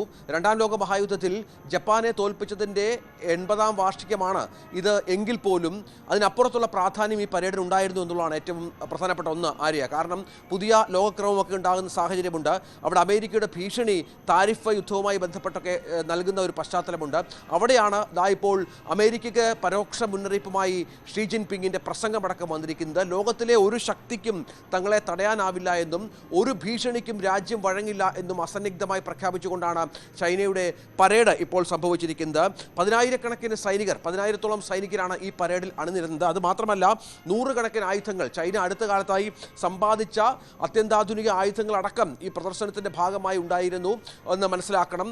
ഒപ്പം ഈ മറ്റൊരു പ്രധാനപ്പെട്ട കാര്യമെന്ന് പറയുന്നത് ലോകം ഉറ്റുനോക്കിയത് 3 ലോക നേതാക്കളുടെ, ശക്തരായ ലോക നേതാക്കളുടെ ഒരു സമ്മേളനം കൂടിയായിരുന്നു. ആദ്യമായാണ് ഈ ലോക നേതാക്കൾ ഒരുമിച്ച് ഒരു വേദി പങ്കിടുന്നത് എന്നത് പ്രധാനമാണ്. അത് മറ്റാരുമല്ല, ഷീ ജിൻപിങ്ങും കിം ജോങ് ഉന്നും വ്ളാഡിമിർ പുടിനും. കിം ജോങ് ഉന്ന് ഈ വിമാനയാത്രയൊക്കെ പേടിയുള്ള ആളാണ്. അദ്ദേഹത്തിന് അറ്റാക്ക് ഉണ്ടാകുമോ എന്നൊക്കെയുള്ള ഭയമുള്ള ആളാണ്. അതിനെ തുടർന്ന് പ്രത്യേക തയ്യാറാക്കിയ തീവണ്ടിയിലാണ് അതിർത്തി കടന്ന് ചൈനയിലെത്തിയത് എന്നതുകൂടി ചേർത്ത് വെക്കണം. ഈ 3 പേരും ഒരുമിച്ചുണ്ടായിരുന്ന പ്രധാനപ്പെട്ട ഒരു സമ്മേളനമായിരുന്നു. മറ്റ് 28 രാഷ്ട്ര തലവന്മാരും ഇതിൽ പങ്കെടുത്തു എങ്കിലും ഈ 3 പേരുടെയും സാന്നിധ്യമായിരുന്നു ഏറ്റവും ശ്രദ്ധേയം. ദീർഘമായ ഒരു പ്രസംഗത്തിന് ഷീ ജിൻപിങ് തയ്യാറായില്ല. അദ്ദേഹം ചുരുങ്ങിയ വാക്കുകളിൽ മാത്രം ഈ 2-3 കാര്യങ്ങൾ പറഞ്ഞ് അവസാനിപ്പിക്കുകയാണ്. ചൈനയെ ആർക്കും തടയാനാവില്ല എന്ന കൃത്യമായ സന്ദേശം അമേരിക്ക നൽകുകയായിരുന്നു എന്നുള്ളതാണ് ഏറ്റവും പ്രധാനപ്പെട്ട കാര്യം. ചൈന നേരത്തെ പറഞ്ഞതുപോലെ 90 മിനിറ്റ് നീണ്ടുനിന്ന ഒരു വലിയ പരേഡായിരുന്നു അത്. അടുത്ത കാലത്ത് ചൈന സമ്പാദിച്ച പ്രധാനപ്പെട്ട ആയുധങ്ങളെല്ലാം പ്രദർശിപ്പിച്ചു. ഒപ്പം നാവിക വ്യോമസേനകളുടെ അഭ്യാസ പ്രകടനമടക്കം ഉണ്ടായിരുന്നു എന്നുള്ള ഏറ്റവും പ്രധാനപ്പെട്ട ഒന്നാണ്. അങ്ങനെ ചൈന തങ്ങൾ പുതിയ ലോകക്രമത്തിൽ അജയ്യ ശക്തിയായി തങ്ങൾ തുടരുമെന്നും ആരുടെയും ഭീഷണിക്ക് മുന്നിൽ മുട്ടുമടക്കില്ല എന്നും അസന്നിഗ്ധമായി പ്രഖ്യാപിക്കുകയായിരുന്നു ആര്യ. രഞ്ജിത്ത്, അതായത് ഇപ്പോൾ സൂചിപ്പിച്ചതുപോലെ തന്നെ അമേരിക്കയ്ക്ക് മുകളിൽ എത്താനുള്ള അല്ലെങ്കിൽ ലോകത്തെ ഏറ്റവും വലിയ ശക്തിയായി മാറാനുള്ള നീക്കത്തിലാണ് എന്നുള്ളൊരു സൂചന കൂടി ഷീയുടെ വാക്കിൽ നിന്ന് വായിച്ചെടുക്കണം അല്ലേ? ഒരു അമേരിക്കൻ ഒരു ചൈനീസ് പ്രസിഡന്റ് തങ്ങൾക്ക് ഇപ്പോഴത്തെ പുതിയ സാഹചര്യത്തിൽ എന്ത് പറയും എന്നുള്ള രീതിയിലുള്ള ചില ആശങ്കകളിലൊക്കെ രാജ്യം അല്ലെങ്കിൽ ലോകമുണ്ടായിരുന്നു എന്നുള്ളതാണ്. കാരണം അടുത്ത സമയത്തായി റഷ്യയും ഇന്ത്യയുമായൊക്കെ നടത്തിയ കൂടിക്കാഴ്ചയുടെ കാര്യത്തിൽ അദ്ദേഹം എന്തെങ്കിലും സംസാരിക്കുമോ എന്നോ അല്ലെങ്കിൽ ഇത്തരം പുതിയ അച്ചുതണ്ടുകൾ രൂപപ്പെടുന്നു എന്നോ തങ്ങൾ പുതിയ ശാക്തിക ചേരികളുമായി കൂട്ടുകൂടുമോ എന്നൊക്കെയുള്ള പ്രഖ്യാപനങ്ങൾ ഒരുപക്ഷെ ഉണ്ടായിരിക്കുമെന്ന് പറഞ്ഞിരുന്നു. പക്ഷേ വളരെ വ്യക്തമായി തന്നെ ഷീ പറഞ്ഞു വെച്ചത് തങ്ങൾ ഒറ്റയ്ക്കാണെങ്കിൽ പോലും ലോകത്തിലെ ഏറ്റവും വലിയ ശക്തിയാണ് എന്നുള്ളതും ആരുടെയും ആക്രമണത്തെ ചെറുക്കാനുള്ള എല്ലാ കരുത്തും, ആയുധക്കരുത്തും സൈനിക കരുത്തും തങ്ങൾക്കുണ്ട് എന്നും ഷീ ജിൻപിങ് പരോക്ഷമായി വ്യക്തമാക്കുന്ന ഒരു സമ്മേളനം കൂടിയായി ഇത് മാറുകയായിരുന്നു. അവിടെയാണ് അമേരിക്കയുടെ ഭീഷണിക്ക് മുന്നിൽ മുട്ടുവിറക്കില്ല എന്നും അമേരിക്കയുടെ ഭീഷണിക്ക് മുന്നിൽ വഴങ്ങില്ല എന്നും ഷീ വ്യക്തമാക്കുന്ന സാഹചര്യമുണ്ട്. അതായത് ഈ തങ്ങളുടെ പുതിയ ലോകക്രമത്തിൽ തങ്ങളുടെ ശക്തിയെ ആർക്കും അവഗണിക്കാനാവില്ല എന്ന് ചൈനീസ് പ്രസിഡന്റ് പറഞ്ഞു വെക്കുകയായിരുന്നു. അവിടെയാണ് അമേരിക്കയുടെ നിതാന്ത ശത്രുക്കളായ 2 പേരെ കൂട്ടിച്ചേർത്തുകൊണ്ടാണ്, ഒപ്പം ഇരുത്തിക്കൊണ്ടാണ് ഷീ ജിൻപിങ്ങിന്റെ ഈ പ്രസ്താവന എന്ന് മനസ്സിലാക്കണം. അതിലൊന്ന് ഉത്തര കൊറിയയുടെ പ്രസിഡന്റാണ് കിം ജോങ് ഉന്നാണ്, മറ്റൊന്ന് റഷ്യൻ പ്രസിഡന്റ് വ്ളാഡിമിർ പുടിനാണ്. ഇവർ 2 പേരുമായി നമുക്കറിയാം ട്രംപിനുള്ള വലിയ ശത്രുതയും അകൽച്ചയും നമുക്കറിയാം. തുടർച്ചയായി ഇവരെ വിമർശിച്ചുകൊണ്ടിരിക്കുന്ന ഒരു നേതാവ് കൂടിയാണ് ട്രംപ്. അപ്പോൾ അങ്ങനെ ട്രംപിനുള്ള മുന്നറിയിപ്പ് കൂടിയായി ഈ നേതാക്കളുമായുള്ള കൂടിച്ചേരൽ എന്നതും പ്രധാനമാണ് ആര്യ. തീർച്ചയായും. രഞ്ജിത്ത് രാമചന്ദ്രനാണ് വിശദാംശങ്ങളുമായി ചേർന്നത്. ഇനി രാവിലെയിൽ നമ്മൾ പോകുന്നത് സ്പെഷ്യൽ ഡേ സെഗ്മെന്റിലേക്കാണ്. സ്പെഷ്യൽ ഡേയിൽ ആരൊക്കെയാണ് സ്പെഷ്യൽ ഡേ ആഘോഷിക്കാൻ ന്യൂസ് 18നോടൊപ്പം ചേരുന്നത് എന്ന് നോക്കാം. കണ്ണൂർ ഇരിട്ടി സ്വദേശികളായ അജ്നയുടെയും ധനേഷിന്റെയും മകൻ സ്നിതിക് ധനേഷിന്റെ 6ാം പിറന്നാളാണിത്. ആശംസകൾ അറിയിക്കുന്നത് അച്ഛൻ ധനേഷും അമ്മ അജ്നയും ചേട്ടൻ സ്വാസ്തിക്കുമാണ്. അപ്പോൾ സ്നിതിക് മോന് എല്ലാവിധ ആശംസകളും ന്യൂസ് 18 കുടുംബം അറിയിക്കുകയാണ്. വെരി ഹാപ്പി ബർത്ത്ഡേ മോനെ.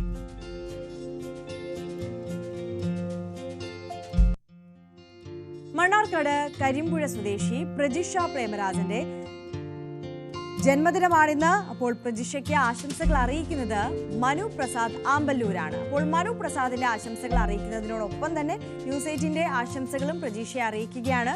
Very happy birthday. കരകുളത്തെ കൃഷ്ണകുമാർ ബീന ദമ്പതികളുടെ 28ാം വിവാഹ വാർഷികമാണിന്ന്. ന്യൂസ് 18 കേരളം ഡിജിറ്റലിലെ ഗൗരി കൃഷ്ണന്റെ മാതാപിതാക്കളാണ് ഇവർ രണ്ടുപേരും. അപ്പോൾ കൃഷ്ണകുമാറിനും ബീനയ്ക്കും ന്യൂസ് 18 കുടുംബത്തിന്റെ എല്ലാവിധ ആശംസകളും അറിയിക്കുകയാണ്. ഗൗരി ആശംസകൾ അറിയിക്കുന്നതിനൊപ്പം തന്നെ ഹാപ്പി ആനിവേഴ്സറി. അപ്പോൾ വളരെ സന്തോഷത്തോടു കൂടി അടിച്ചു പൊളിക്കുക ഇന്നത്തെ ഈ ദിവസം. ഇനി അങ്ങോട്ട് എല്ലാ വർഷവും ഇതേപോലെ തന്നെ വളരെ മനോഹരമായിട്ട് ഈ ആനിവേഴ്സറി ആഘോഷിക്കാൻ കഴിയട്ടെ എന്ന ആശംസകളും അറിയിക്കുകയാണ്.